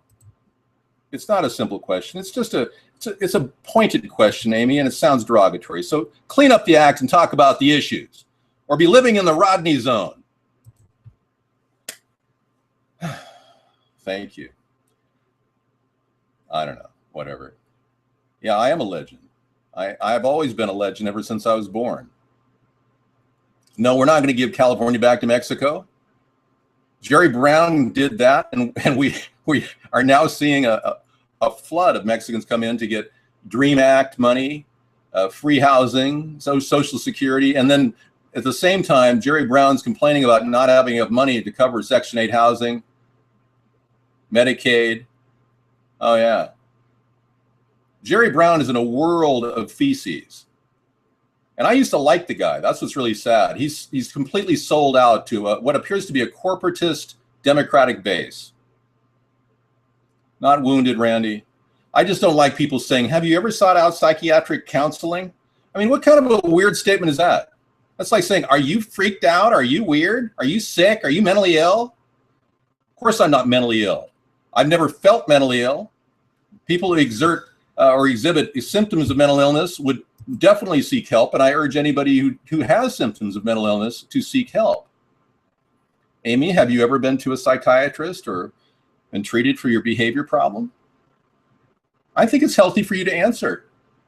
Go ahead and tell the whole room about it's okay, about your psychiatric counseling experiences, and write it down in a paragraph and we'll all read it. At least we read this chat. You can't read the chat at Huffington. You know, board troll, not many people know that Muammar Gaddafi was sodomized after he died.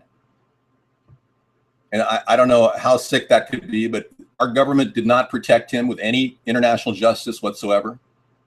Well, I bet you've seen a psychiatrist. Yeah, it sounds like you would have to see a psychiatrist the way you're continuing to talk. I'm not digressing. David, why are you pissed about Gaddafi getting his ass handed to him? Look, Gaddafi didn't get justice. He didn't get due process. And what happened with Gaddafi, because he was setting out to create his own currency, mind you, and had plenty of gold, is our government used this military might to go in and rout him of every dollar he had and every piece of gold he had, and our country took that money. Don't tell me where they put it, because I don't know. The guy who knew is dead, Christopher Stevens. He's gone. He died in Benghazi. All right? So you figure this out, okay? This isn't a big, complicated problem. It's pretty simple. When you see corruption this endemic in our system, you know there's something wrong right here in River City. Amy, because we don't like psychiatrists, okay? I don't even like an internist. I haven't met a good internist lately. Amy, I don't like a lot of doctors, okay? I will someday be treated purely by a robot. I will never, ever have a human body get near or a human being get near my body with an instrument. I would much rather be treated by a robot. Robotic surgery is the future. Doctors are going to be basically dinosaurs. They're going to be all fired eventually. Yeah, same here, Rage. You're going to ask me why I hate doctors? Because they rip people off, Amy. David, do you think an American Civil War will happen in our lifetime? No, Leroy. We're too heavily fluoridated to have a civil war. If anything, it'll come down to little hamlets of people trying to survive against a raging anarchy. Anarchy is more likely than a civil war in this country. I'm sorry to say that. Back in the day of the Civil War, people understood where they were coming from. Now people are kind of like lost. I know they have that, Amy. That's why I'd only do that. I don't want doctors. I want robots. Thank you. Well, Himalayan, the damage that robots have done to prostate surgery is mostly due to the invasive surgeries that have been performed by doctors unnecessarily, because studies have shown that if you don't touch your prostate, you'll live the same amount as if you do. A Danish study, you want a Danish? Yeah. A Danish study. Thank you. A Danish study showed that, hang on, we got a problem.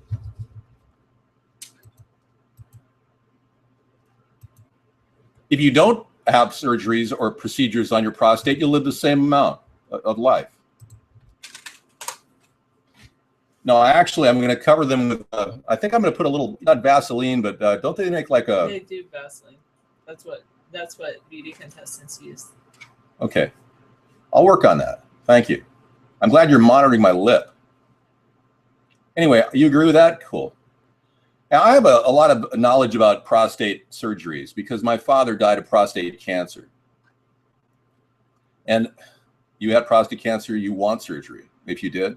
Yeah, I'm not saying you shouldn't have it, folks. I'm just saying it's a personal thing. Free will. Formula Clown will be banned if he continues his terrible reign of terror on the room. I believe in freedom of speech.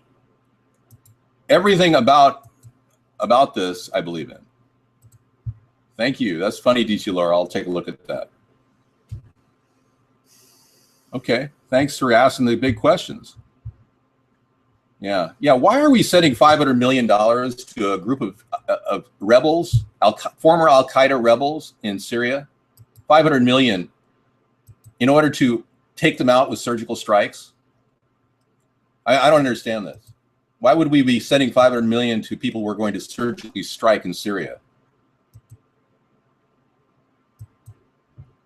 Let's take a look at the death threat. Go ahead and hit print screen, or I'll do it in a second. Hang on, let me line it up. I don't know what you're looking at.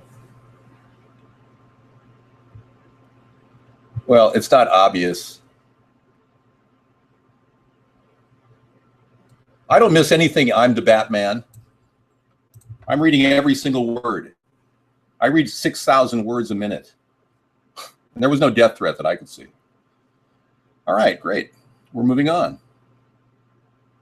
Nice ChemCloud background. Yeah, that's great. I think I should add a chemical background to the show. Anyway, I have to get some coffee. I'll be right back. Sorry. Let me just do this for a second. I want to bring it up for this when I get back.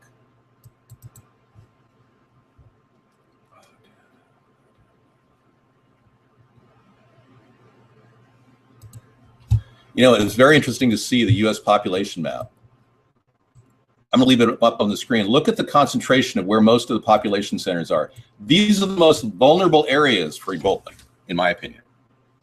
Take a look. So if you want to avoid Ebola, avoid the blue areas, and we're in the blue area. Near the blue area, not necessarily in it, but maybe.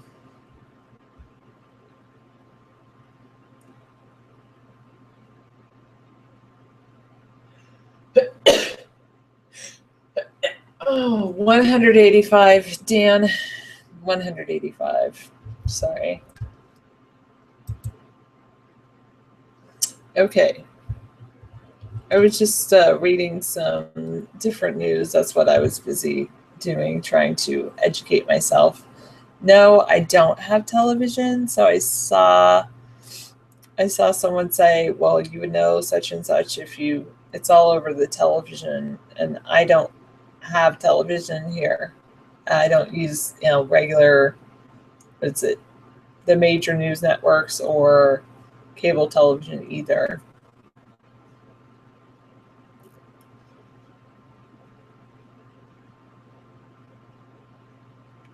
Say, okay.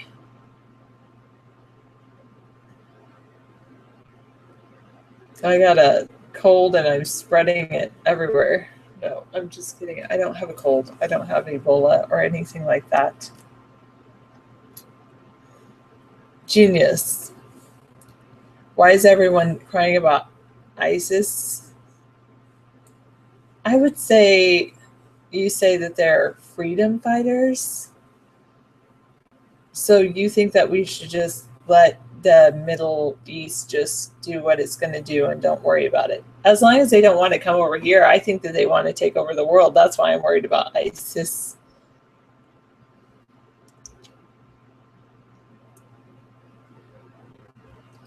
So, I mean, if they stay over there, that's fine. But then, I was the one that said today, I said, well, they have these 3 fighter jets. Why don't we just take out their fighter jets?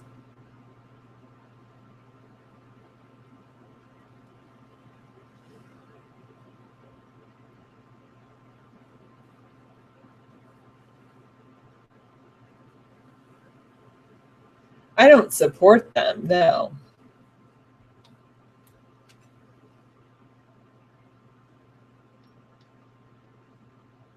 No, absolutely not, Melco. I do not think that ISIS is funded at all by the US government. I think that there are members of the IS, the Islamic State, who were once trained by government officials. That has actually been evidenced. However, I don't believe that they train them to create an Islamic State and take over the Middle East. I think that they were trained at once to fight against Assad, which I wish we had never done that, train people to fight against Assad.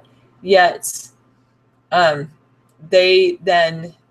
fighting against Assad, and then they joined the Islamic State.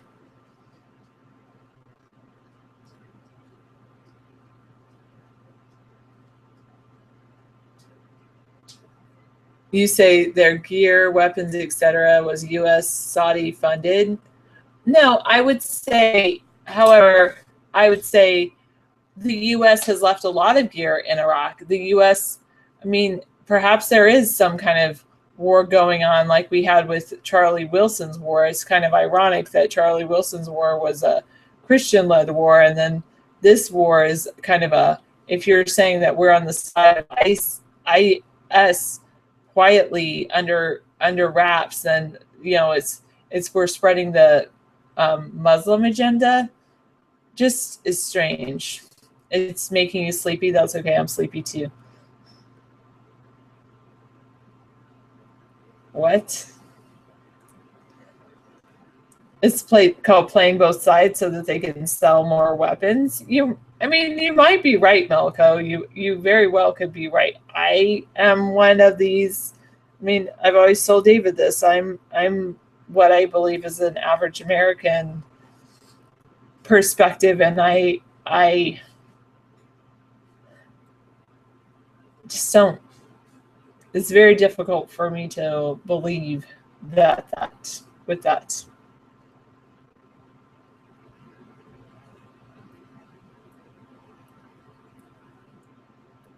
I mean, often there have been elitists playing both sides in order to just sell more weapons.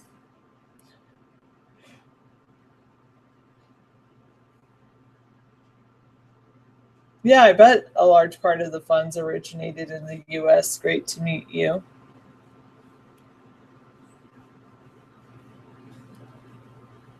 I did not see the American bombings of Syrian borders today. I did read about it, but I did not see it.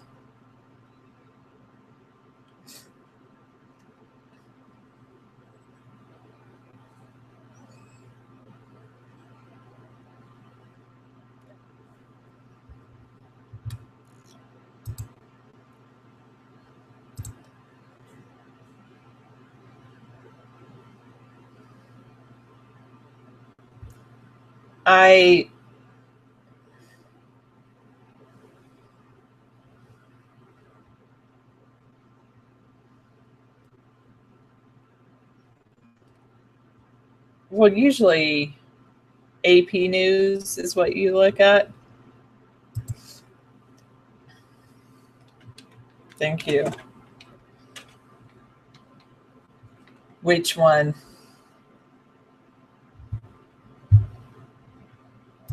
Why don't you go start your own pro-IS show?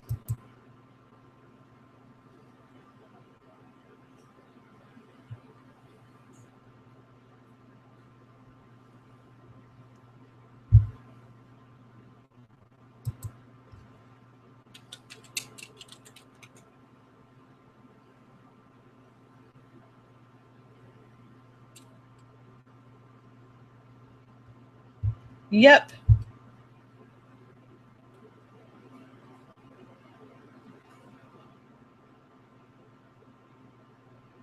I wear a ring on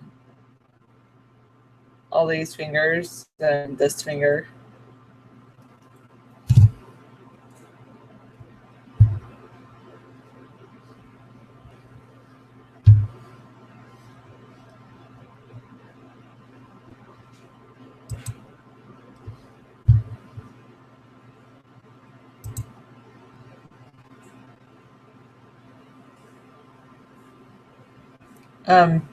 Also, people wear a ring when they're engaged or promise to be together.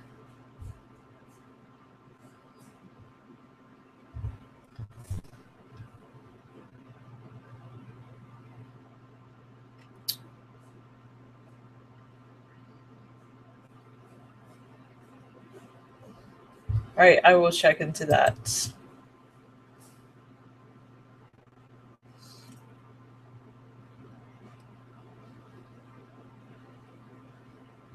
Mm-hmm. All right, the other thing I was going to talk about was I'm going to pull that up right now.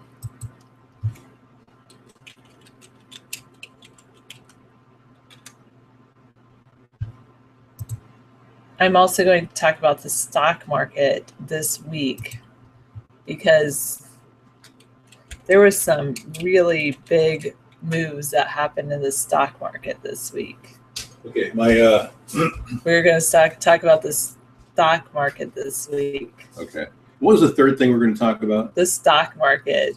Okay, let's talk about the stock market. 400-point drop on Thursday, and then a 250-point rise on Friday. Yeah, kind of weird. It dropped 1,000, almost 900 points in 2 weeks. It's just crazy. Let me tell you what's been happening with my signs. You know, these are the signs I put out, right? Well, they come back all disheveled, and I have to, you know, this I pulled off the ground. Somebody just grabbed it and threw it in the ground because they didn't like me. Okay? Okay. So I pulled the back off of it. Then I put a new piece of cardboard on it, and I slap it together. I put it back again. I put it right back out there. Nothing is going to stop me in this effort to stop the two-party system. Now, I'm in a very interesting position because in Washington, there is a very interesting split. The Democrats have 53% of the population's vote, and the Republicans have 47%. But that's really not a true statistic. 20% of the population are independents, and it'll go either way. So this election could be a swing election, and if I can pull Democratic votes from Larson, there's a good chance the Republican will win. And I'm okay with that because that creates balance, and that we can get Republicans to control the power of this executive idiot, Obama, because he is basically thinking he has a free ride through this whole thing and he can get anything passed. So if you are voting in the upcoming election, and many of you are getting your ballots right now, I want to think about creating balance in your state. If a Democrat's in charge, you may want to think about a Republican. Seriously.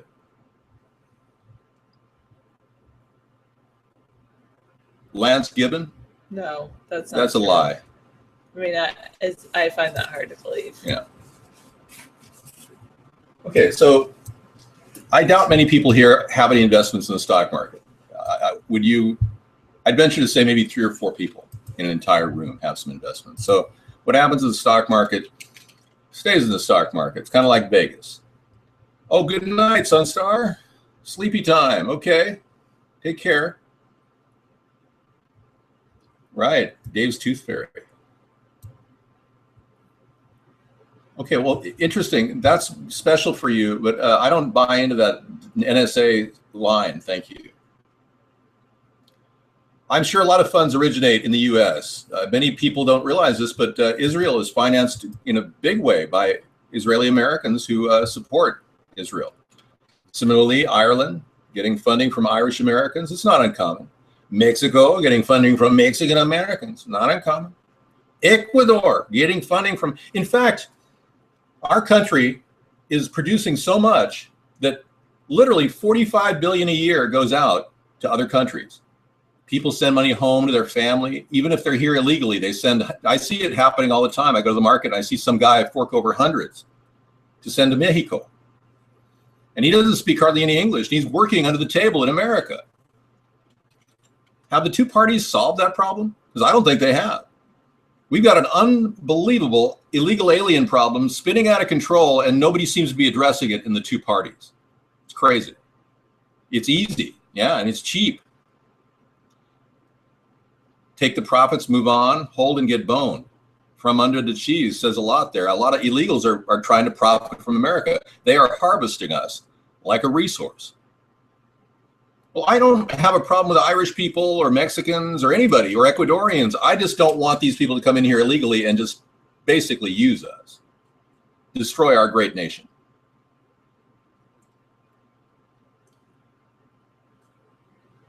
No, Alpha Dog, it's my signs only. All the other signs are right up. Nobody touches any other signs, just my signs. I'm the one being persecuted.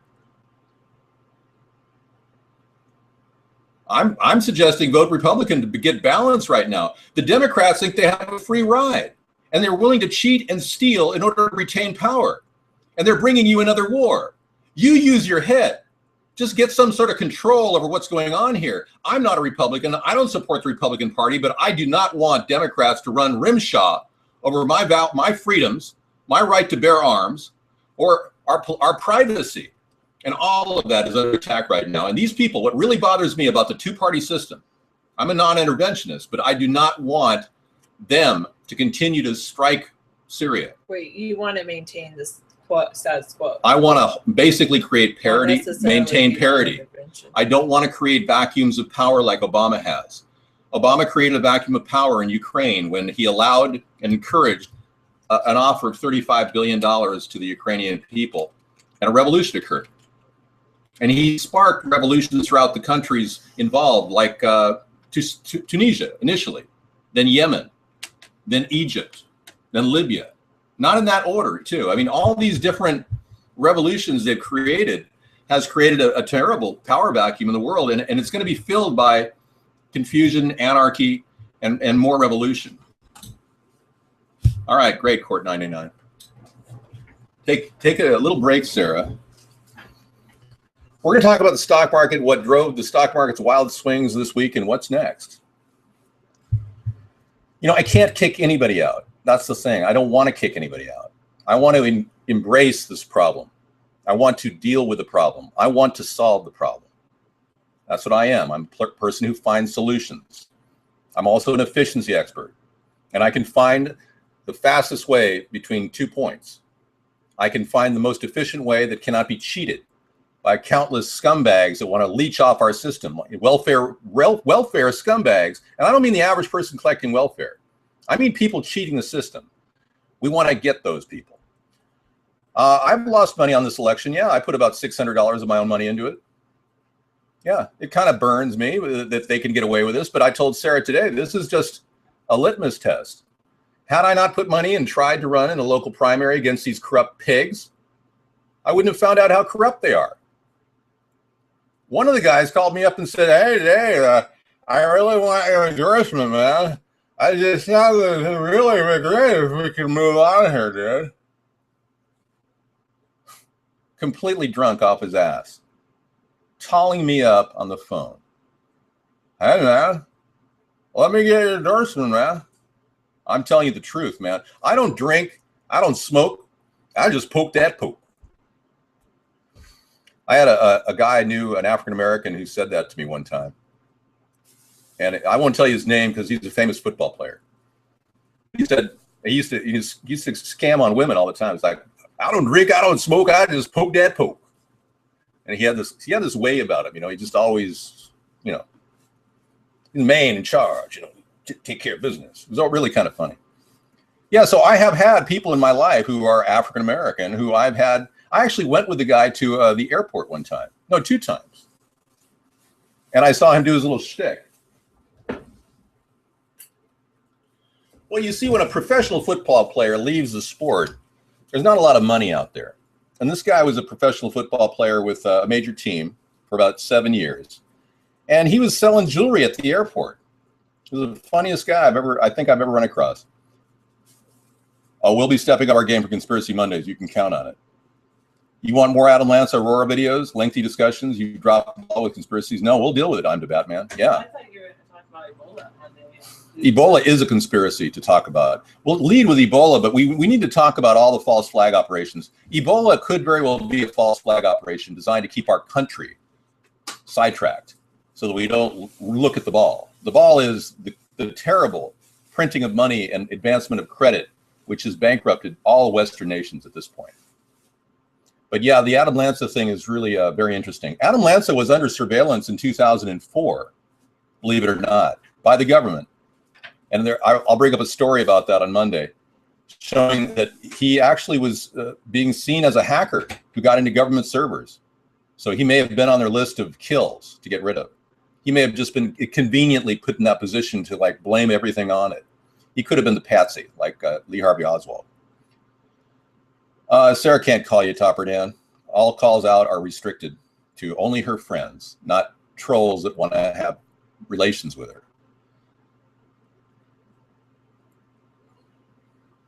Well, we've been sidetracked, Akumi.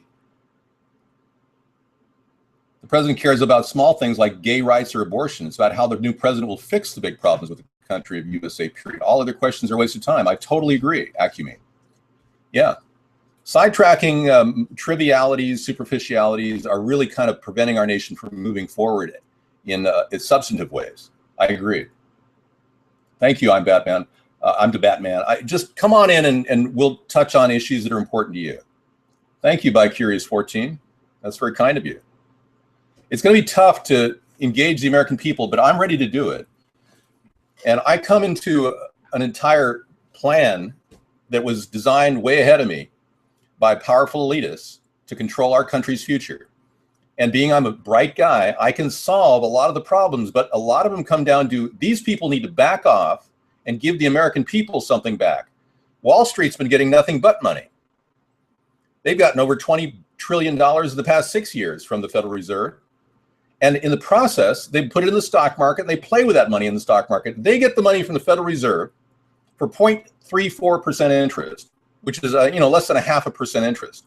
And then they take and parlay it 12 to 15 to 20% in the stock market. That's what's been going on. That's why the stock market got up to 17,000, but it's now slipping and it's losing traction because there's no real money there. It's all been printed up. The Federal Reserve openly has been giving away between 85 billion a month and now 65 billion a month to mortgage-backed security holders. I don't confabulate any calls with anybody. Melco, these are, I spend all my time online for the most part, and the rest, I'm not a scaremonger, fair buy it. I'm trying to give you guys the real deal here. We are under a corporatist world that buys politics. You, as an American, have got to get out of the mindset of supporting the two parties because it's not going anywhere, folks. I do need the gay transgender vote, and I support LBGT rights and against discrimination primarily.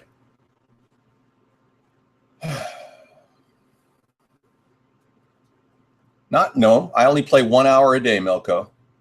I spend about 15 minutes getting the game show started, and I play about an hour and maybe an hour and 10 minutes. That's it. And I only do it because I really want to stay in tune with what people are doing for leisure and fun in America. I'm an average American. That's not true.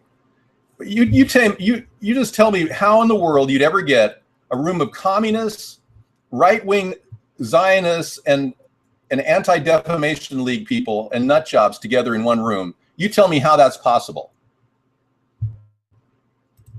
I'm not scaring you. I'm telling you the truth about what's going on. Our country went to Vietnam. Why did we go to Vietnam? Because Lyndon B. Johnson was telling the American people that Tonkin Bay was fired on by North Vietnamese. And the Tonkin Bay incident was etched in history. Well, the truth is, our Secretary of Defense, Robert McNamara, at the time, openly said that Tonkin Bay was made up. Our PT boats were not attacked.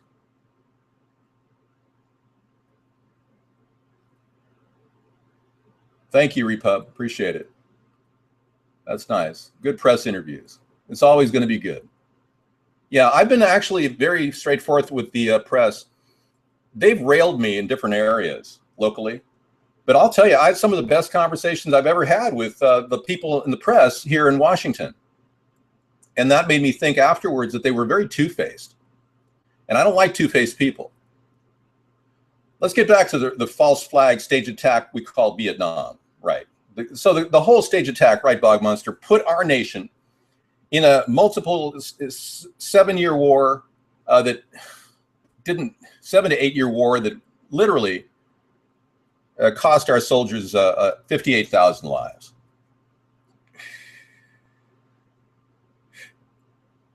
I'm lucky I didn't go to Vietnam. I could have gone to Vietnam if I was a couple years older. For real. There was a lottery. Some people got picked, some people went, some people died. 58,000 men died in a hellhole. And our government has never, ever admitted fault, never, ever understood why. And when you look at the big picture, the reason why we went into Vietnam was because of a thing called the Golden Triangle. And there was a whole series of relationships between Hong Kong, England, and Vietnam that involved heroin. Now, you probably don't know about the Golden Triangle, but I don't want to bring up anything that, you know, maybe top secret information. So I'm just going to say that, okay? And I don't know a lot myself, just what I've gathered and logically pieced together. I don't think it's relevant what Rodney is at this point, Taurus. Why don't you talk about yourself? Brag yourself up a little bit. Say, you think Ed is a Nazi? Yeah, ask yourself that question, Ed. Yeah, specific years and dates were exempt from draft. Some people went to Vietnam, like John Kerry, and served like 9 days. Was shot with shrapnel. He got a couple cuts on his arm, and then he got I think he got some medals of honor because he was there for 9 days. But a lot of men served a long time, like John McCain. John McCain was a POW. He was asked. Actually, John McCain comes from a very wealthy family, and his father was willing to pay the North Vietnamese to get him out, but he wanted to stay with his troops to be at the POW camp. That gives you a little taste of who John McCain is. I grew more respect for him over the time that I realized that he went through that terrible experience, but I really don't like John McCain that much. I don't like Republicans per se, but I'm willing to listen to their points. I'm willing to take on the tough issues like lowering restrictions on small business. I agree with them there. Making sure that our country has opportunity for growth in the private sector. That's really important. So they've got a few things that they can still carry the torch on. But in no way do I think that they're embracing business in general is helping our country. You saw what happened with Reagan and trickle-down economics. It didn't lead to necessarily shared wealth for anybody. So I'm right in the middle. I'm a centrist. I'm right in the middle of the political spectrum. Yeah, well, his father had money, and I understand he tried to get his son out of North Vietnam. I'm sure we all suffer from a little PTSD in life just driving down the freeway. I mean, when you look at it this way, Leroy, I mean, just going out in your car and experiencing the Ebola world around you, you're getting PTSD just waking up. Your express rage, give me roses, I'll give you roses. Give me crap, don't expect anything less than that. DT Laura, thank you. And thanks for defending yourself, too. That's a good quality.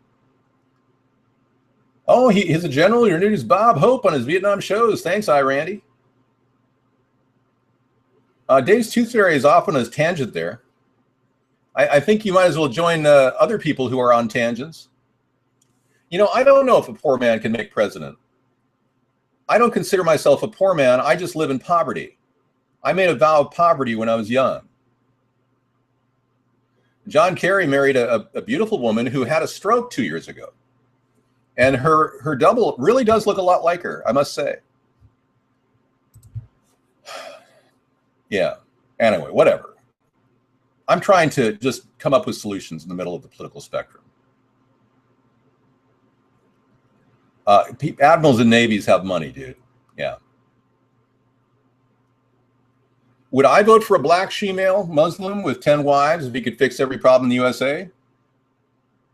Small issues have nothing to do with fixing a country. Bohemian Grove is obviously a meeting place of psychotic Satan worshipers. John McCain's father was David. No, I'm not Masonic, and I've never joined, and I never will join in a secret society. I'm not the kind of person that joins anything. I'm what is called an iconoclast, an extreme iconoclast. I'm not a maverick. I'm worse than a maverick. I'm an iconoclast. I challenge the very foundation of false belief. What Biden's son? No reflection on Joe Biden, but yeah. You know, whose family doesn't have a cocaine addict in their family? Serious, Amy. Surely your family has a cocaine somewhere in your line. Jim Morrison's dad was an admiral in the Navy too. Look what happened to him. Come on, baby, light my fire. Try to set the night on fire. You know that I could be. Anyway, Dave, how do you know you're a reptilian considering you're a standard in society? I'm not a reptilian. That's the point. OPSEC. Gulf of Tonkin incident, false flag for war in Vietnam. There you go. Classic proof right before your very eyes. Thank you for that, giraffe brain. I'm not a middleman. I'm the messenger, Buckwild. I'm the guy that they don't like. They call a racist because I say that the elephant is in the closet or that the emperor has no clothes. I'm the guy who's calling Barack Obama out in 2008 saying, hey, this guy's a flim-flam artist. He's a snake oil salesman, and I'm going to play a video to prove it. And I played my blackface video, and everyone said, wow. You know, if you look at the content of my blackface videos, you'll see that I really am trying to help the American people. I'm not trying to denigrate black people. I think I will be assassinated if you become president because of your massive changes. Absolutely fair bite. I have come to the realization that I will be assassinated. Well, you're obviously the Satan with a 666 there, you know. Melko, his father was wealthy enough to make an offer to the North Vietnamese. I heard that. I have not gone over to Vietnam and asked the North Vietnamese, and they would never answer me anyways because, you know, I'd probably be sent to a POW camp. Okay,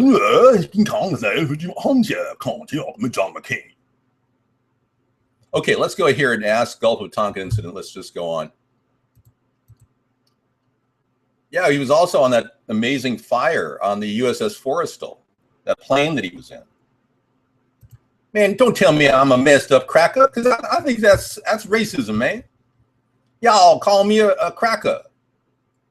So it's okay to call me a cracker, but it's not okay for me to do a impersonation video of Barack Obama. Boy, you got a double ethic, buddy boy. You need to wake up and smell the roses or the feces, whichever comes first. Jeez, wow. Rage, you demand. Oh, you don't know speak Japanese well, do you, Wesley? Yeah, I bought the best router you can buy. It's a gaming router. Well, great, Amy. I hope you enjoy gaming. It'll be fun for you. You and your mom can hang out and play Xbox 360. We've enjoyed it. All right, let's get down to business. Well, let's be clear. You're not a racist. You just don't like Barack Obama. All right. This article shows that President Lyndon B. Johnson twisted the Gulf of Tonkin incident into a false flag to start a war between America and North Vietnam. His actions would lead to the deaths of 58,220 Americans, an untold number of Vietnamese, Cambodians, and Laotians. You know, by the way, they say 4 million people died as a result of this Vietnam War that we've never come to grips with.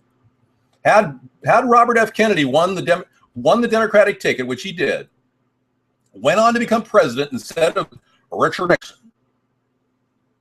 Robert F. Kennedy would have outed everything. He would have been the guy. Well, I'm glad you like the router.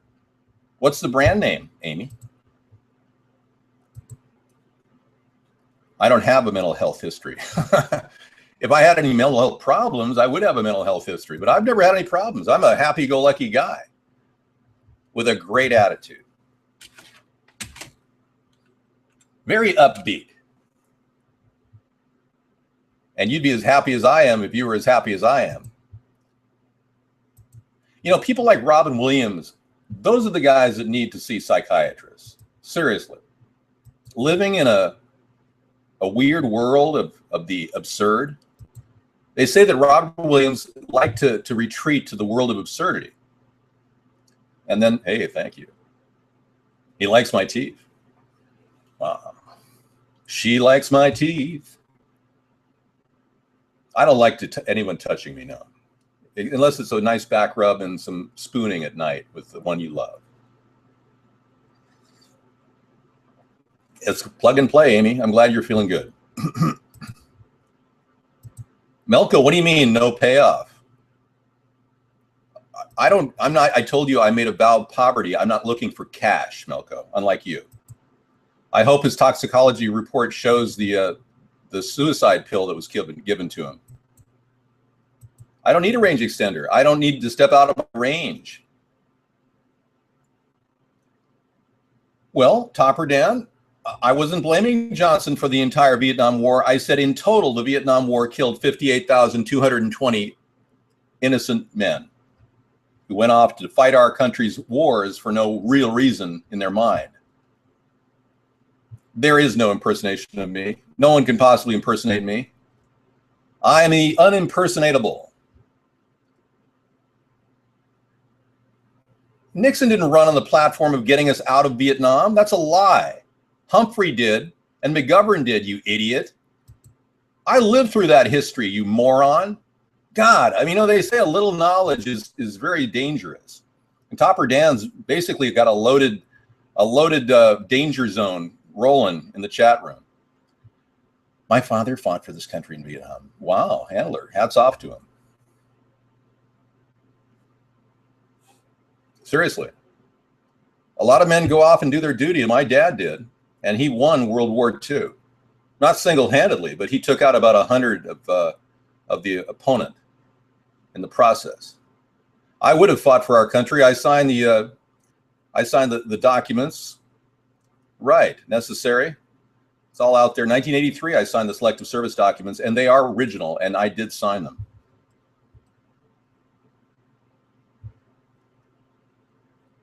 Speak sense to a fool, and he will call you foolish. I like that. That's a good quote. That's up there. That's up there with Einstein's quote. Great minds will always encounter violent opposition from mediocre minds.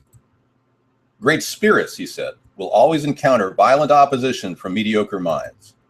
Albert Einstein. It's true. So I signed the docs. I wasn't called. But, I don't know if I want to go and join in on the New World Order conspiracy. I wouldn't have wanted to fight foreign wars, frankly. That's my honest opinion. I don't really believe we need to do the bidding of the New World Order. And I don't get it. I don't understand why this country can't get its head out of its ass and realize that these two parties have pretty much been dominated by global elitists that are trying to take over our country. They already ostensibly have taken over our country. The horsemen of the apocalypse. That's why I put them out there. Well, give it some time and drink some more coffee and your spirit will be alive, ticking time. If government recruited me to a top secret mission right now, I would go. Much like Nikita, I would take on any serious issue as long as it was an issue-based point. If they had me go on a top secret mission to kill innocent people, I wouldn't do it. Have you guys seen Nikita? It's a really good show on Netflix. I am the dark horse. And once I come out of the shadows, I'll be the white stallion, and the American people will love it. So welcome to my world. That's right. The airplane and radio have brought us closer together. The very nature of these inventions cries out for goodness in man, cries out for universal brotherhood and for the unity of us all. We think too much and feel too little. More than machinery, we need humanity. That's right. Thank you. Yule Gibbons. Many things are edible. Well, thank you. Are you Jesus, Fairbite? Because you sound like Jesus. I don't talk about my urination ritual. What is your problem, man? You're taking this to another dimension. You used to go to rave parties called Nikita decades ago. No kidding, really? Cool. Well, I enjoyed the series, and I'm halfway through it right now.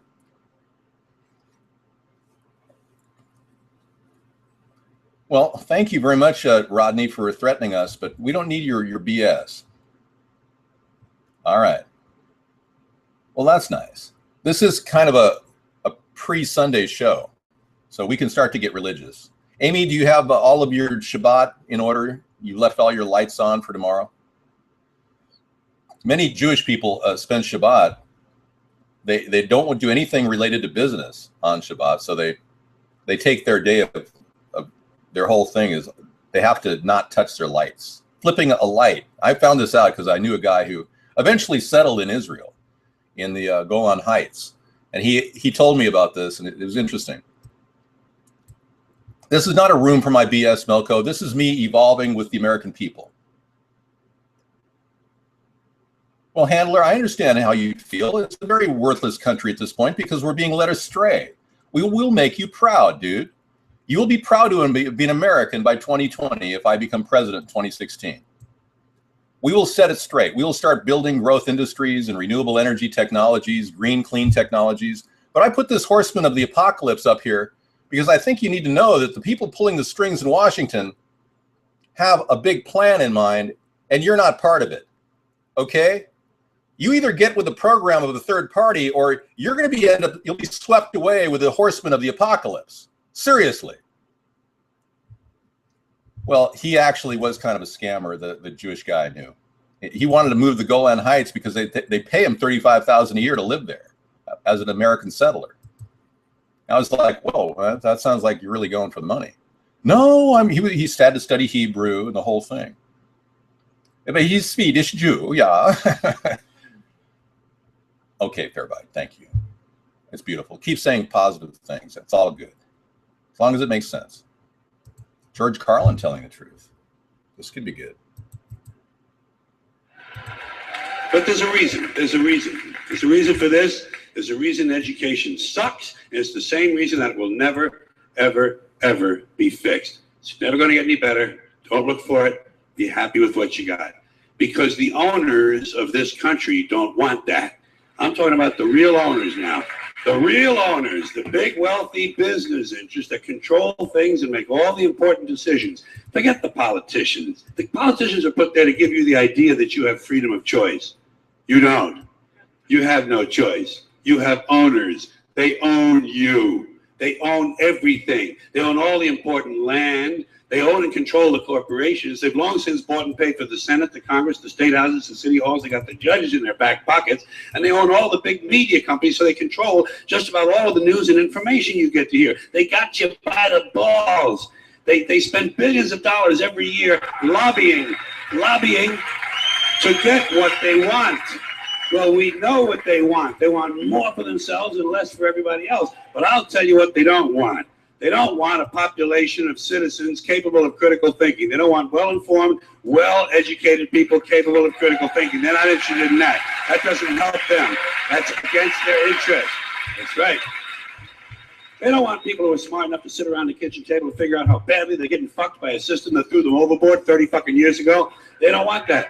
You know what they want? They want obedient workers. Obedient workers. People who are just smart enough to run the machines and do the paperwork and just dumb enough to passively accept all these increasingly shittier jobs with the lower pay, the longer hours, the reduced benefits, the end of overtime, and the vanishing pension that disappears the minute you go to collect it. And now they're coming for your Social Security money.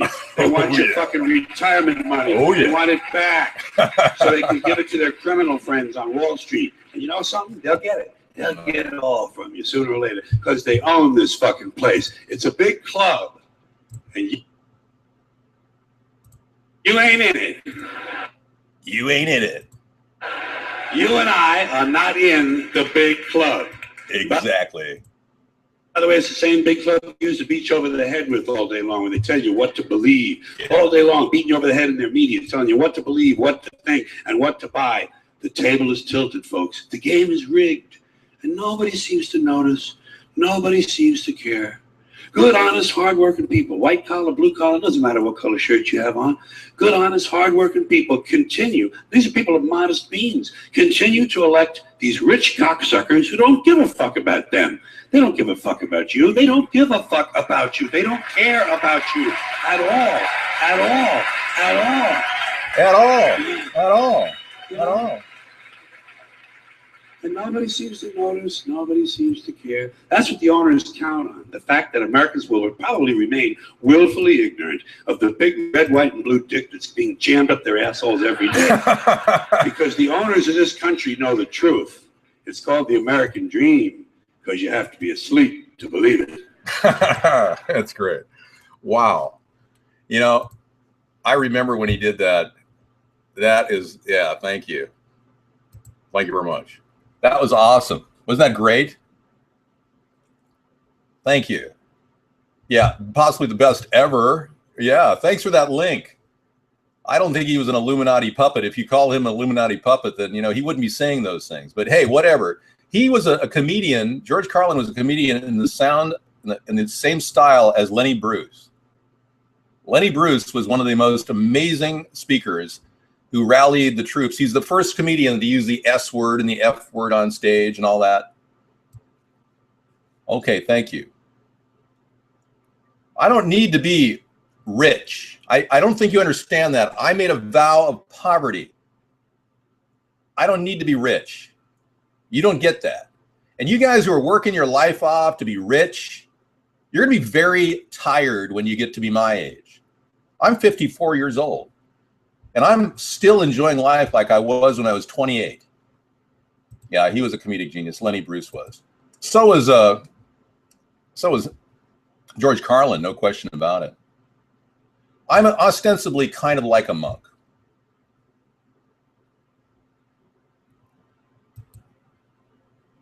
We're going to get rid of you, Melko, because you don't understand what I'm doing. You know, it's hard to explain this to people who are so OCD as Melko, but I don't give up. And, you know, when you try to loosen a bolt, you try one wrench, doesn't work. You try a socket wrench, it doesn't work. You try, you know, knocking it and spraying WD-40 and every imaginable thing in it, it still doesn't turn. Thank you. Eventually, you get a soldering iron or a torch, a settling torch, and blow that nut right out of the hole. And that is exactly what this political process is. We have a control over the free press that's so omnipresent and ubiquitous that it has literally hijacked the American political process. And when I do a blackface video and I get slammed to the media because they don't understand it, they don't realize that the average person doesn't get 10 or 15 seconds of time. And this woman won't even play my 10-minute interview with them at Cairo 7. Lee Stoll. She won't even play the interview that she did in front of my house talking about the issues. She asked me, David, what do you think of this blackface? Do you think it'll help you or hurt you? And I said, well, frankly, Lee, her name is Lee Stoll. Frankly, it has helped me because it took me 6 years to get Cairo News to my front yard to interview you, to interview me. And she said, well, now's your time to shine. And I started telling her about the issues, and I saw her and the cameraman looking up at the trees, like tweet, tweet, tweet, tweet. Total bubble-headed commercial geeks who are just there for their job and their notoriety and don't give a crap about the American people. So of course she's not going to play the video because I didn't sound like a racist. They're literally robots, yeah. But now you got the 3D teeth, and they are extra special. So, hey, Kay, we're going to talk about how we're going to mitigate more war, because when we started this anti-war rally, we actually were right on the foot tails of the war starting up with John McCain and John Kerry, the rhetoric flying, all the big things they were saying we need to do with Syria. And they're still saying we need to have an airstrike in Syria. And they somehow weaseled their way into surgical strikes in Iraq. And then they realized, wow, it's such a good thing. Let's start surgical strikes in Syria now, invade Syria's sovereign airspace, and then trigger an air conflict with Russia. Oh yeah, that's going to be great for world peace. So we've been fighting this ever since we started this show, and it has to be about close to a year ago. I'd say 9 months ago we started the show. Yes, it's possible. If your girlfriend has had Ebola and survived, it's possible, yeah. Ebola is definitely, at the very least, an STD. At the very worst, it's a skin-to-skin contact disease. All right. Religion is BS, right? You know, I can run with George Carlin for a while, but what he just said about the elitists is absolutely true. Anyway, we're all going to see a better world eventually, but maybe not in our life. It's true. David Duke is nothing like me. He is a person who openly espoused racist or racist theory. I have never, ever questioned the authenticity of the Holocaust. I've never said a racial slur in my life. So if you say David Duke in the same sentence as my name again, I will ban you from the room forever, Topper Dan. You're riding on thin ice, buddy. I'm not a racist, never said a racist slur in my life. If you Democrats don't understand that you're trying to stifle free speech in America by preventing a person from doing a parody of Barack Obama, then you need to realize you just ran into the wall of Americanism. And we're not going to stand for you commie liberal pinks, you pinkos, to tell me what I can and can't do. And don't try to denigrate me and claim I'm a racist, because I'm not a racist. I believe we can all integrate. And I've been a strong integrationist since 1965, right before the Watts riots. A black girl walked up to me in second grade, or actually first grade, and she was so beautiful. And I got this weird feeling because I don't know if you ever felt when you just melt, when you just want to meet somebody because you're melting. I never did meet her, but it was kind of a weird feeling. It's like, wow. And she was like, looked at me and I looked at her. It's like, you know, there's a sharing of the races that has to happen. We need to communicate. And for anyone to call me a racist is crazy, absolutely crazy. To question my free speech and my right to impersonate the president, that's crazy too. All right. I don't think I didn't get an erection. It was a weird feeling. It's like totally, Sarah gives me the same feeling. Calms me down. Makes me feel, I don't know if you've ever had that feeling. It's like, makes you feel totally peaceful and at ease and at one with, just a calming influence. And she had this way about her. And I'll never forget just standing next to her and kind of looking at her and going, wow. I don't know. I can't explain it. It's just one of those things that happens. No erection, nothing like that. I was 6 years old or something. Come on, hello? You get it. Well, I am not black. All right. Well, when are you doing the impersonation? I saw hate. Hate? You saw hate? Really?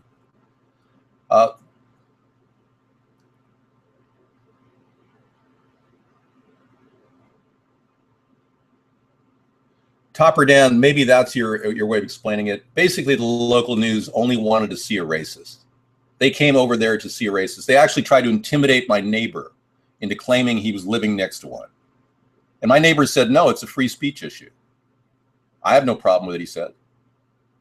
They wouldn't play any of the interviews. They wanted to exploit this as some sort of a racist issue, and it's not. The Democrats don't even want to admit that they made a mistake voting for this absolute idiot for president. They don't even want to deal with the reality that this guy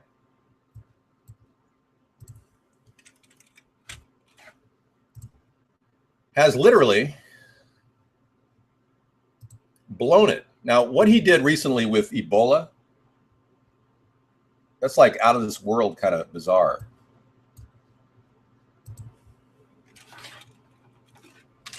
I have a clip here of Barack Obama, and I played this early in the show. If you haven't seen it yet, it's time to see it. I'll play it for you. Check this out. I want to use myself as an example just so that people have a sense of the science here. I shook hands with, hugged, and kissed, not the doctors, but a couple of the nurses at Emory because of the valiant work that they did in treating one of the patients. They followed the protocols, they knew what they were doing, and I felt perfectly safe doing so. And hear that?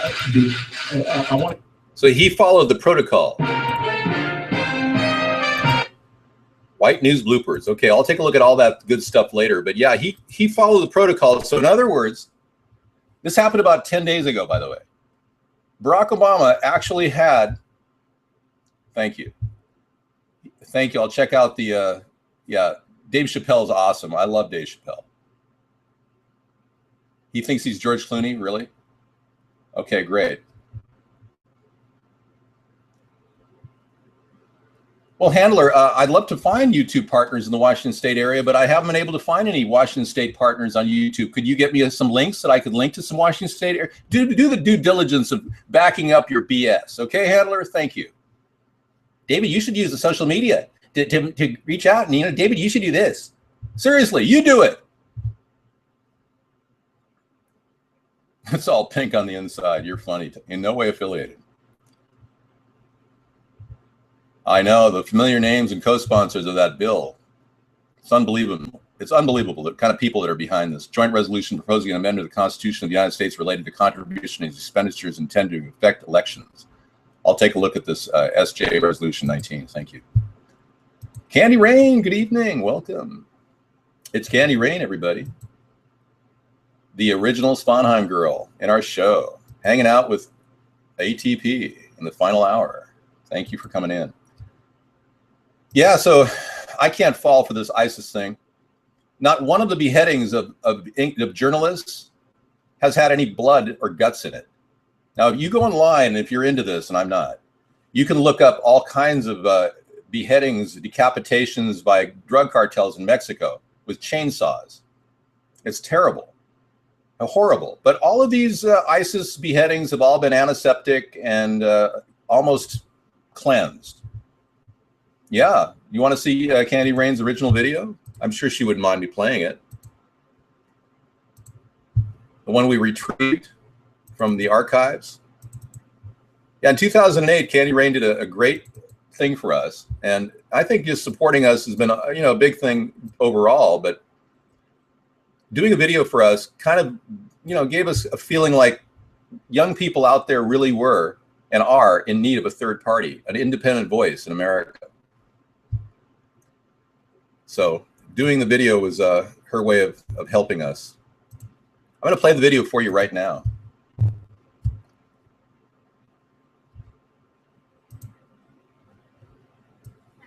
I'm Candy Rain. Are you a voter? And are the two choices running for president right now not appealing to you in any way whatsoever? Then you are in luck. America, we now have a third party choice. David John Sponheim. Please visit www.americasthirdparty.com. And when that time comes for you to vote, write in David John Sponheim for president. Our future. You will not be disappointed. I'm David John Sponheim, and I endorse this message.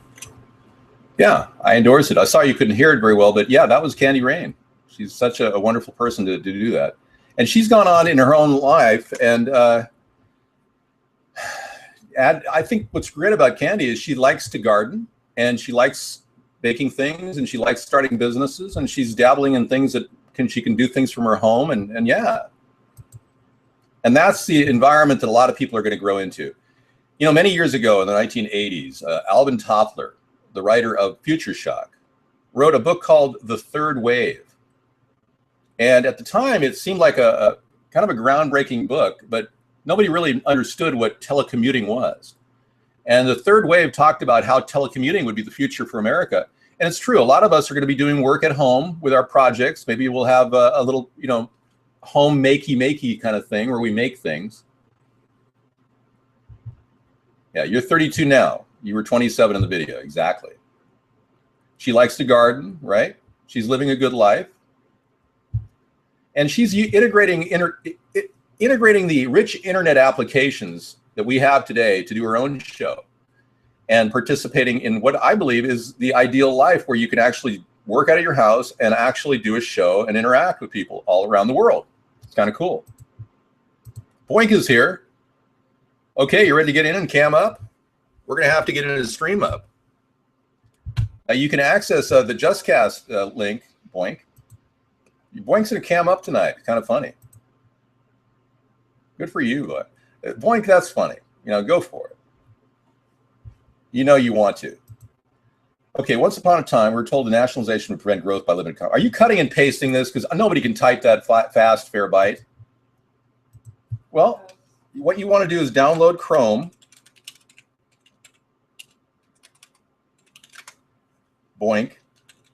I have to alert him. Download Chrome, Boink. because Chrome is the only thing that really works well on StreamUp. You know you want to. Get out of here.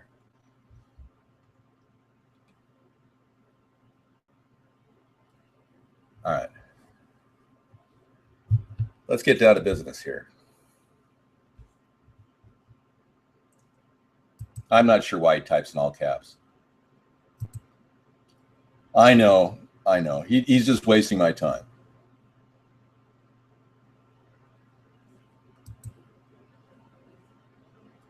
Candy doesn't have to answer why she supports me. Don't answer the specifics.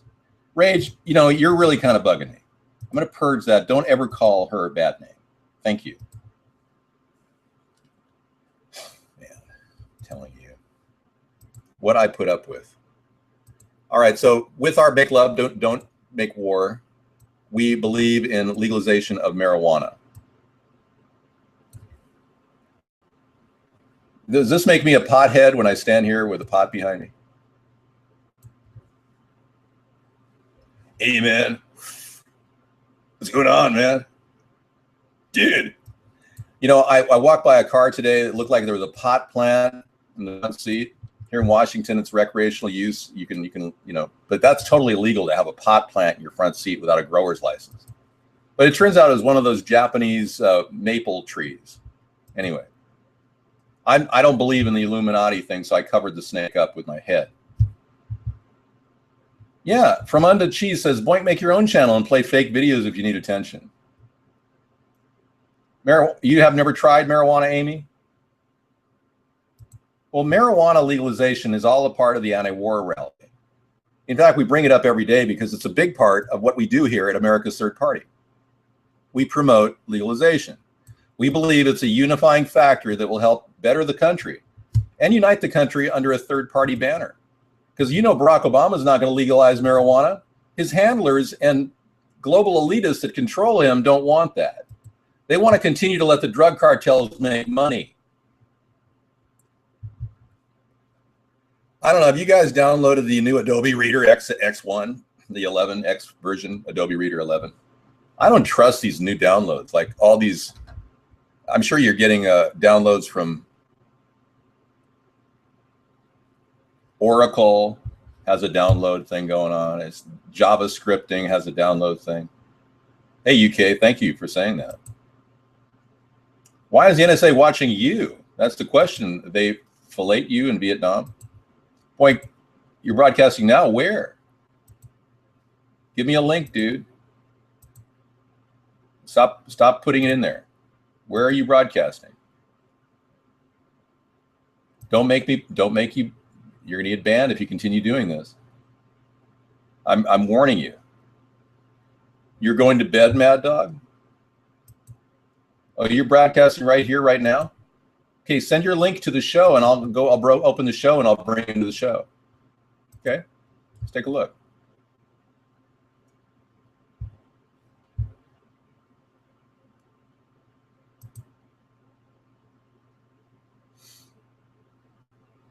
Boink here.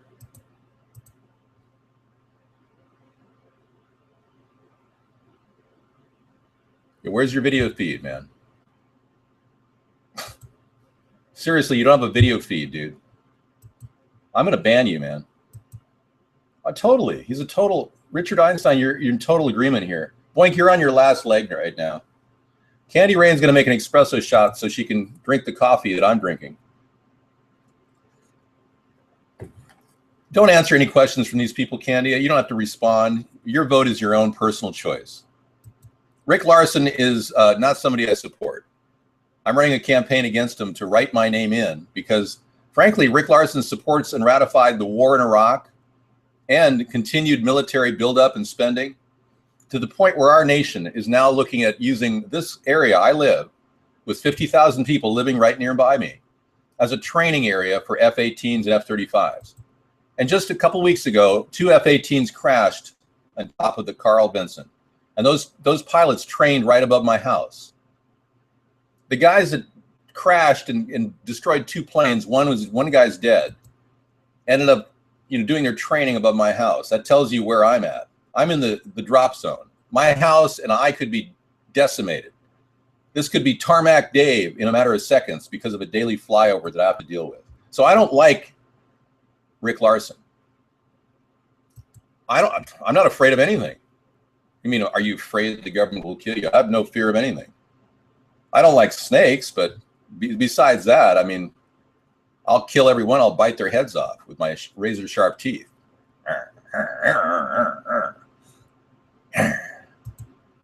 Well, he's taking serious cash. It makes over $170,000 a year and hasn't really produced a lot of results for the people of this area, unless you call jets results.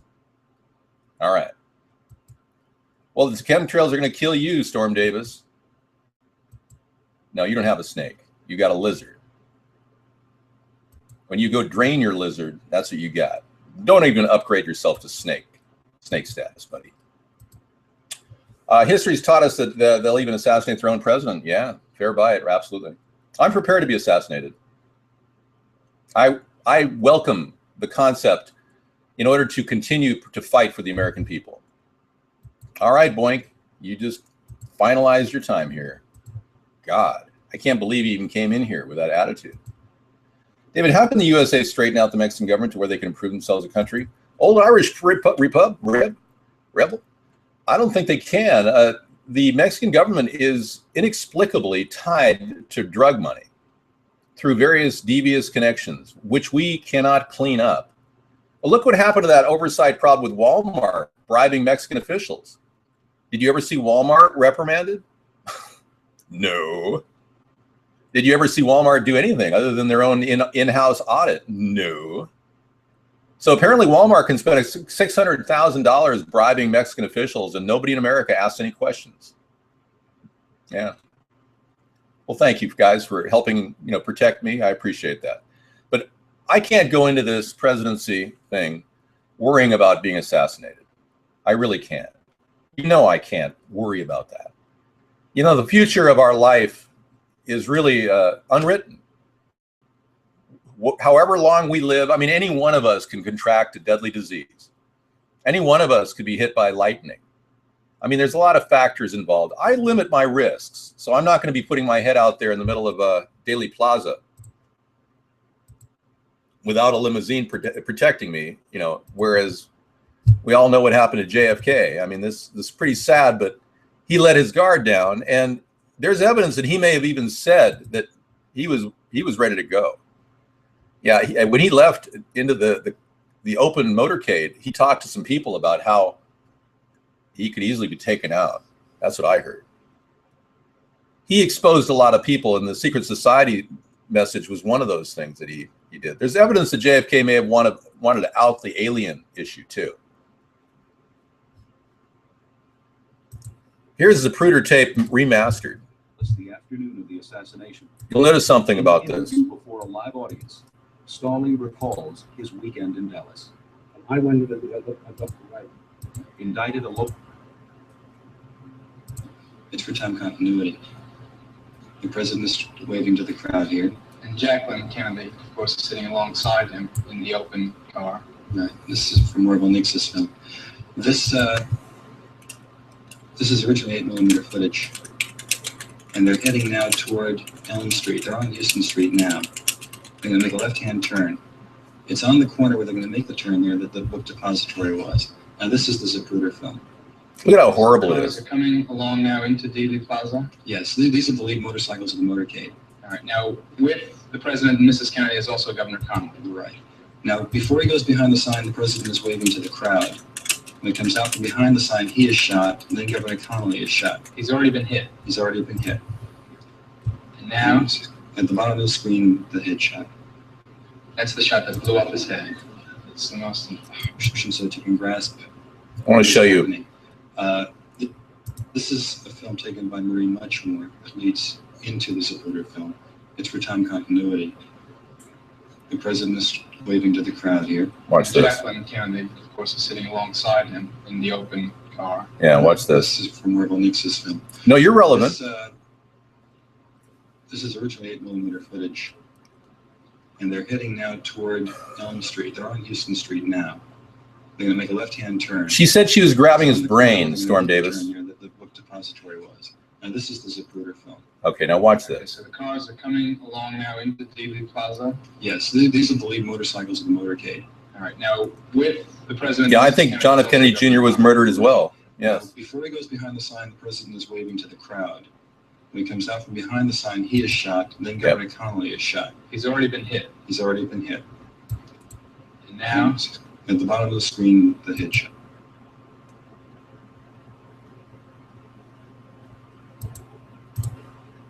Sign, he is shot. And then Governor Connolly is shot. he's already been hit. He's already been hit. And now, At the bottom of the screen, the hit sign, he is shot. And then Governor Connolly is shot. he's already been hit. He's already been hit. And now, That's the afternoon of the assassination. In an interview before a live audience. All right, I will. I have looked at that tape numerous times, and I have seen where the driver actually holds a gun up and shoots the president. Seriously. And I'm going to cue this up for you one more time. Give one last stab at it. Hang on. The afternoon of the assassination. In an interview before a live. It's for time continuity. what's that? Yes, these are the lead motorcycles. Before he goes behind the sign, the president is waving to the crowd. When he comes out from behind the sign, he is shot. And then Governor Connolly is shot. He's already been hit. He's already been hit. And now, At the bottom of the screen, the hit shot. Okay, I'm going to play the loop here. And then Governor Connolly is shot. I want you to watch the driver's hand. and now, At the bottom of the screen, the hit shot. And then Governor Connolly is shot. he's already Watch the been hit. driver's hand as he turns around toward the president, and watch his hand motion. The hit shot. And then Governor Okay, I'm gonna highlight the area of the screen that you're looking at. Now, At the bottom of the screen, the hit shot. And then Governor Connolly is shot. he's already been hit. He's already been hit. Here we go. And now, At the bottom of the screen, the hit shot. And then Governor Connolly is shot. he's already been hit. Okay, He's right already here, been hit. And now, At the bottom of the screen, the hit shot. right there. And then Governor Connolly is shot. he's already been hit. He's already been hit. I'm gonna highlight the area I want you to look at. Now, At the bottom of the screen, the hit shot. Right there. And See then the Governor gun? Connolly is shot. he's already Check been it out. He's already been hit. You see hit. it? Now, At the bottom of the screen, Yeah. the hit shot. And then Governor Connolly is shot. he's already been hit. He's already been hit. And Doesn't that give you the At the bottom goosebumps? of the screen, the hit shot. Right there before your very eyes, everybody. You can see his hand holding the gun. That's a gun. Yeah, look at it.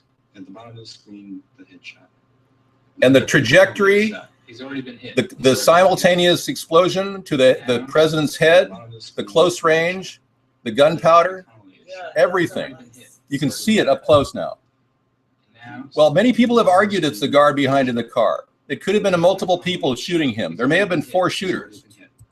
You can take a look right for your very eyes. Take a look right now. You can see the timing of the handgun blowing a blast. He's holding it pretty tight. It doesn't have a lot of And it kickback. shows the kickback too. There's a little kickback, but it's not a lot. Enough to blow the head of the president off. now, At the bottom of the screen, the hit shot. See it? Then Governor Yeah, Connolly I is saw shot. it. I He's see already it been hit. now. I'm glad we had this clip to look at because this is a digitally remastered At the bottom copy of the screen, the hit shot. right there. Then Governor Connolly is shot. he's already been hit. He's already been hit. All right, Sarah's back in the room. I want to kind of lighten up the show because obviously, you know, the beautiful Sarah Hart is here, and I don't want to, you know, have a heavy tone here. But yeah, that's what I believe happened. All right, thank you. I know you're neutral. I had one traffic ticket in my life.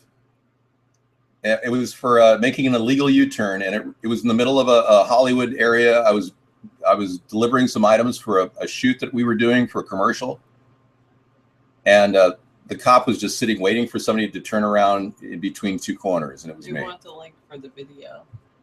You know, there's enough. Just go for the digital remastered copy of the Zapruder tape. Just type digitally remastered copy of the Zapruder tape. Basically, the evidence shows he was shot at least 2 times, possibly 3, but we don't know because all the forensic evidence was all over the place.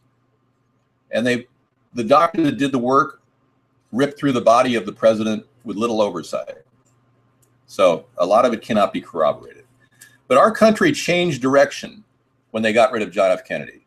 And the agenda for America wasn't to be the gleaming pride of freedom and democracy. It was to be the tool that the elitists would use against every other nation for global world domination. That changed. That whole thing changed right around when JFK was killed and RFK was killed. I'm from America. I'm born in Los Angeles. I grew up in California. I spent 20 years here in Washington, though. Great. I'm going to take a little break because I have to come back and talk a little bit more online. I just wanted to, give Sarah time to talk to everybody. I love that shirt on you. It looks good. Very pretty. We live in Washington State. David's originally from Los Angeles, California. That's where he was born and raised.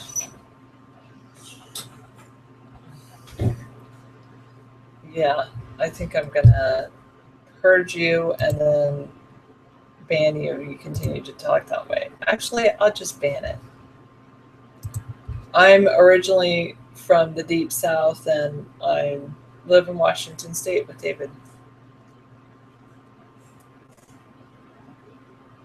Okay, good. Take a break, Bog Monster. That will be good for you. Yeah. You're in Washington State now. Good. I have known David for over a decade. About 15 years, actually. 1.5 decades. I don't have a link. David has it on our actual computer, Demon Dave. He downloaded it from the internet. I don't know where he actually downloaded it from. He's not, I don't have the link. MS. Old Irish Reb. MS.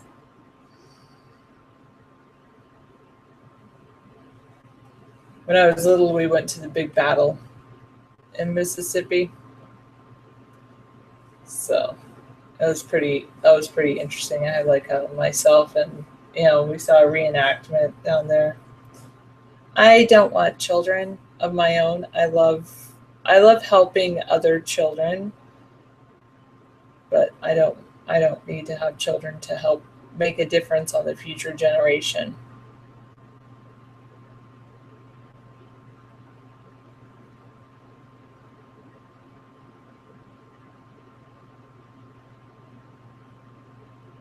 I might get a haircut around Christmas.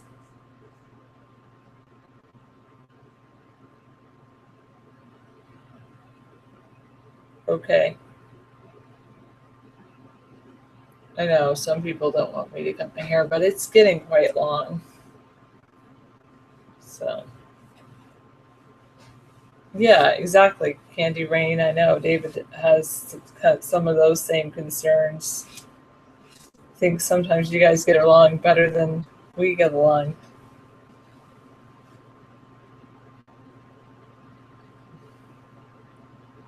Oh, that's pretty funny. Sarah, start. Okay. Well, what I do is I save it, and I save my hair whenever I cut it. I don't donate it right away. But I do have it ready to donate upon my demise. To Lots of Love. Well, if you donate $1,000 to David's campaign, you would get 10 blue face masks and a book signed by David.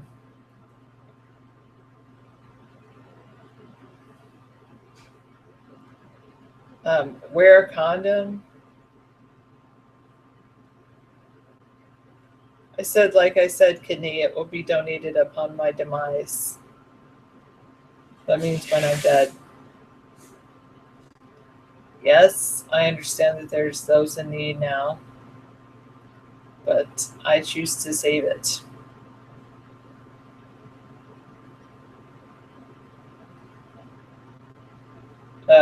This part would be curly, so yes. I cut probably a foot off, so it would be like this short.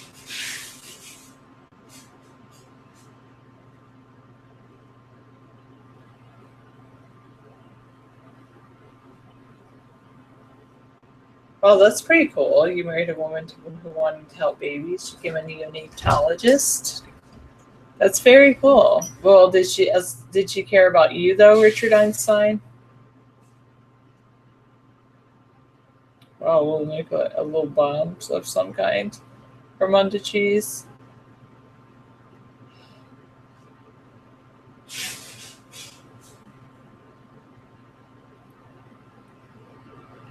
Yeah.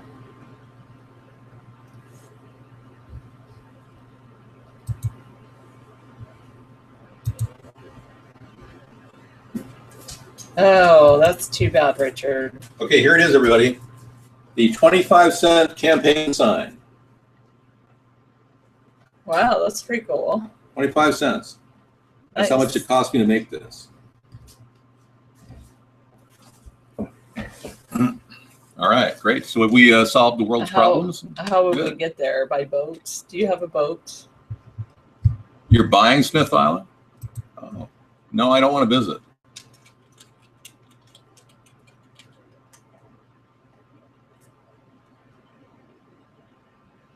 Oh, it's the National Data Buoy Center.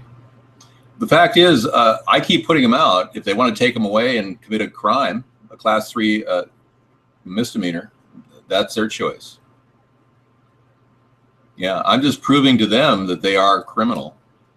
And these criminals are trying to control our country and our future. So yeah, I'll keep putting out 25-cent signs. It cost me, 25 cents. Oh gosh. That's a lot.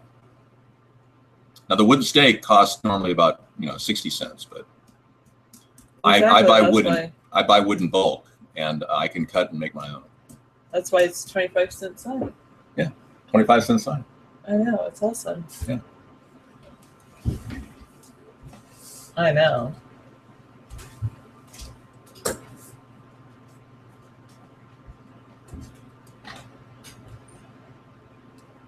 Okay. Well, it could be ISIS.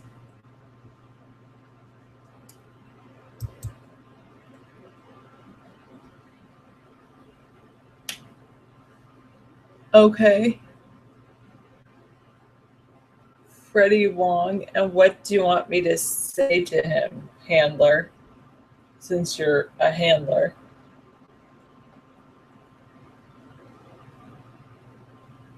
You want him to interview David for president?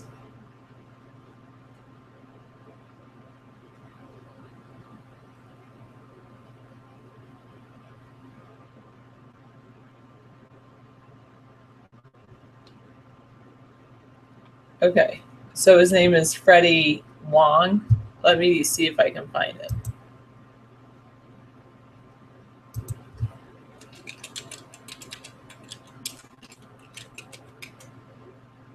What's he doing in is this the guy?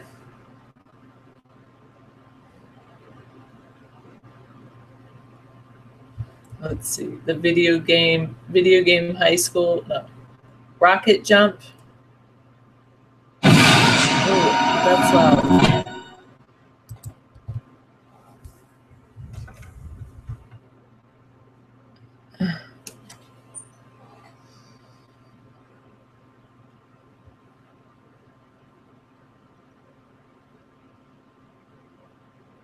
Is it? Don't get, ha ha ha, New York PD 1.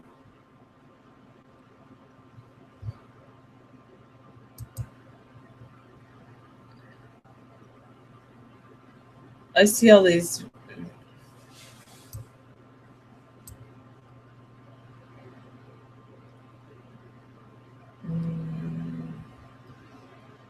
Can you give me a link to his?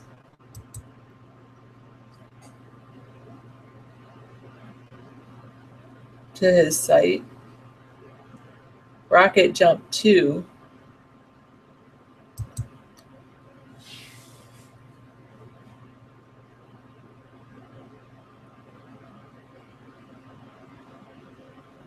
Is he the guy that makes video game high school?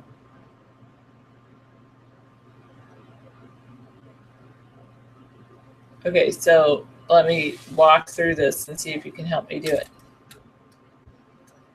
All right. So I'm here.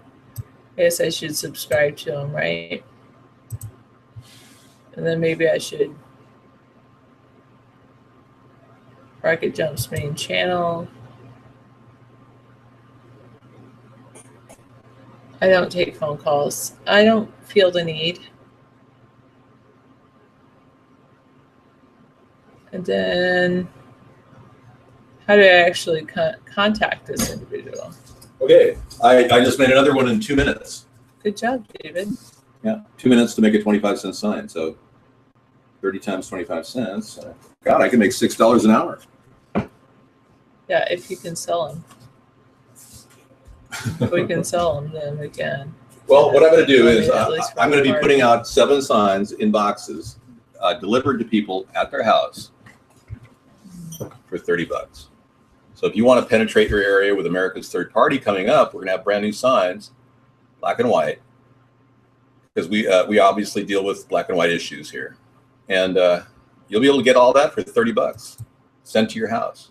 7 signs you can distribute with this. I'm going to actually have screws, all preset. All you need is a screwdriver and a hammer, and you'll be able to do it. Handler, why don't you help me out with YouTube and collaborate? You're really talking through your ass. You know, Handler's got all the answers. He says, why don't you collaborate on YouTube? He doesn't realize YouTube is controlled by the NSA. Wow.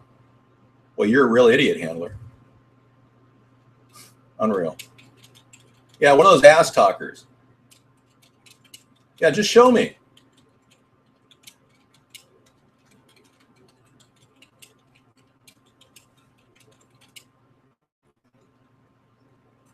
Help me out here, man. Prove me that you can network on YouTube and I won't need signs. Because we haven't been able to do it in 6 years. You seem to work around the angle for us, because we really want to get help here. I don't want to treat you like you're some ass talker. I really want some help here. I'm really asking for your help. No, I'm going to increase the minimum wage to $10, but I need congressional approval on that. We've got a couple of bypasses for that problem. I've got an infrastructure bank idea that will help create jobs for $15 an hour. Yeah, one of those ass talkers.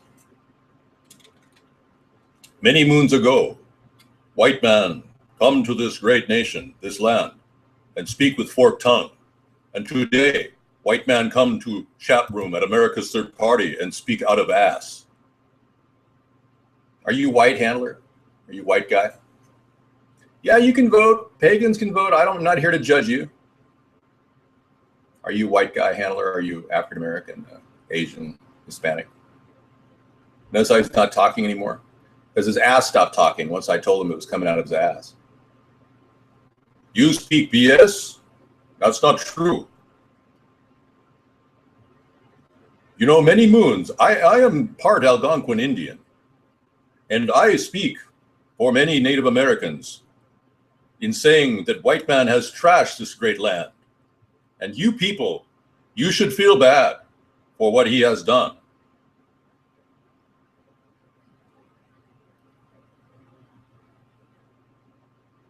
I'd love to help the network. I'd love to, yeah, but we've tried, and we can't crack through the ice of YouTube's networking solutions. We'd love to get some help, though. I appreciate that, Handler. Hey, I'd love to keep talking, and I do on a regular basis. And Sarah told me to open up the show because I do it so much. I'm just trying to figure out how to contact him. I just posted on his wall. Yeah, in about 7 months, Handler will respond to your YouTube chat. And we might get back in 7 months to respond. Oh yeah, hey dude, I subscribe to you. I'm totally into your thing. And that's the last we'll ever hear of him. There, you know, 2-day wonders are a dime a dozen. We've been at this for 6 years, done over 1,700 shows, 3 hours in length, put almost 6,000 hours or more into broadcasting, and we've built up what we are. Now we are not just the people in this chat room. We have all kinds of viewers that come and go and visit us. And I must tell you that we have probably reached close to 1 million people in the past 6 years. But that's not enough to build a third party. We need a lot more interaction with Google with Facebook. But believe me, I'm trying to understand that nut, and it's not easy. I can tell you that. All right, thank you. Yeah, not a lot sells in this economy. We have a real dead economy. Don't let the prognosticators fool you. Our nation is not in a recovery. We are in a veritable recover-up, where the real economy is rearing its ugly head every day in our real life. I got news for you guys. I agree. 1 million trolls ain't gonna get it done, but Tossing Dave's Salad, this is not your show, and we know how many people go to your show. 5 people. Now, when we can draw a large crowd, we know we have something good going. And I can tell you that this is a party that is evolving. It just takes a lot longer than most people realize. I'm not an alcoholic who violates people's privacy. I don't stand there and get drunk all the time, Randy. Yeah. You know, and this show has credibility, whereas I don't think all the people here are trolls. I think we've got a lot of real seriously credible people watching our show. So when you take 150 people who are sincere and look at that number, then you realize you got something credible. But you got 100 and you get 300 trolls that just, you know, and they end up spending their whole life masturbating. You're not going to get any. It's no big deal, you know. Yeah, that's a good one. Yeah, I like it. Yeah, it's a nice one. Is he trying to promote those to get support? Yeah, he's trying to. Cool.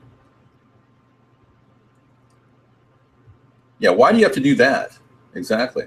Yeah, they're masturbating continuously. So I mean, why are we even talking about a guy who's drunk and delirious and continually, you know, talks off through his ass?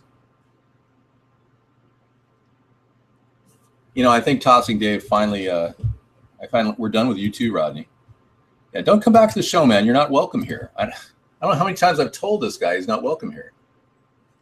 But yeah, we're not going to remove the ban list unless maybe I'll have a weak moment October 31st. He's saying take that idea and put it on a shirt. It's a great idea. I love it. Let's do it. I'll get in the spreadshirt tonight and work on it. All right. So yeah, we lost the masturbators vote. Nothing's wrong with masturbating, Supplanto, but the point I'm making is this is the end of our show. You just listened to 3 hours of nonstop discussion of politics. You're not going to get that on Foxman Sean's show. All right? Thank you. Yeah, Halloween night is my big release. Thank you. I won't be here. You're pumped. Sarah does not support blackface, and she will not be here. I know, Randy, you think it's all this conspiracy and prejudice for comedy, right? Well, you'll be laughing all the way to the Ebola FEMA camp. Meanwhile, you'll wonder why you didn't step up and do something in our room and participate in this new growing party. Yeah, so why don't you just go ahead and, you know, relax, kick back, tune in, tune out, and enjoy your ride to the Ebola FEMA camp. Take care.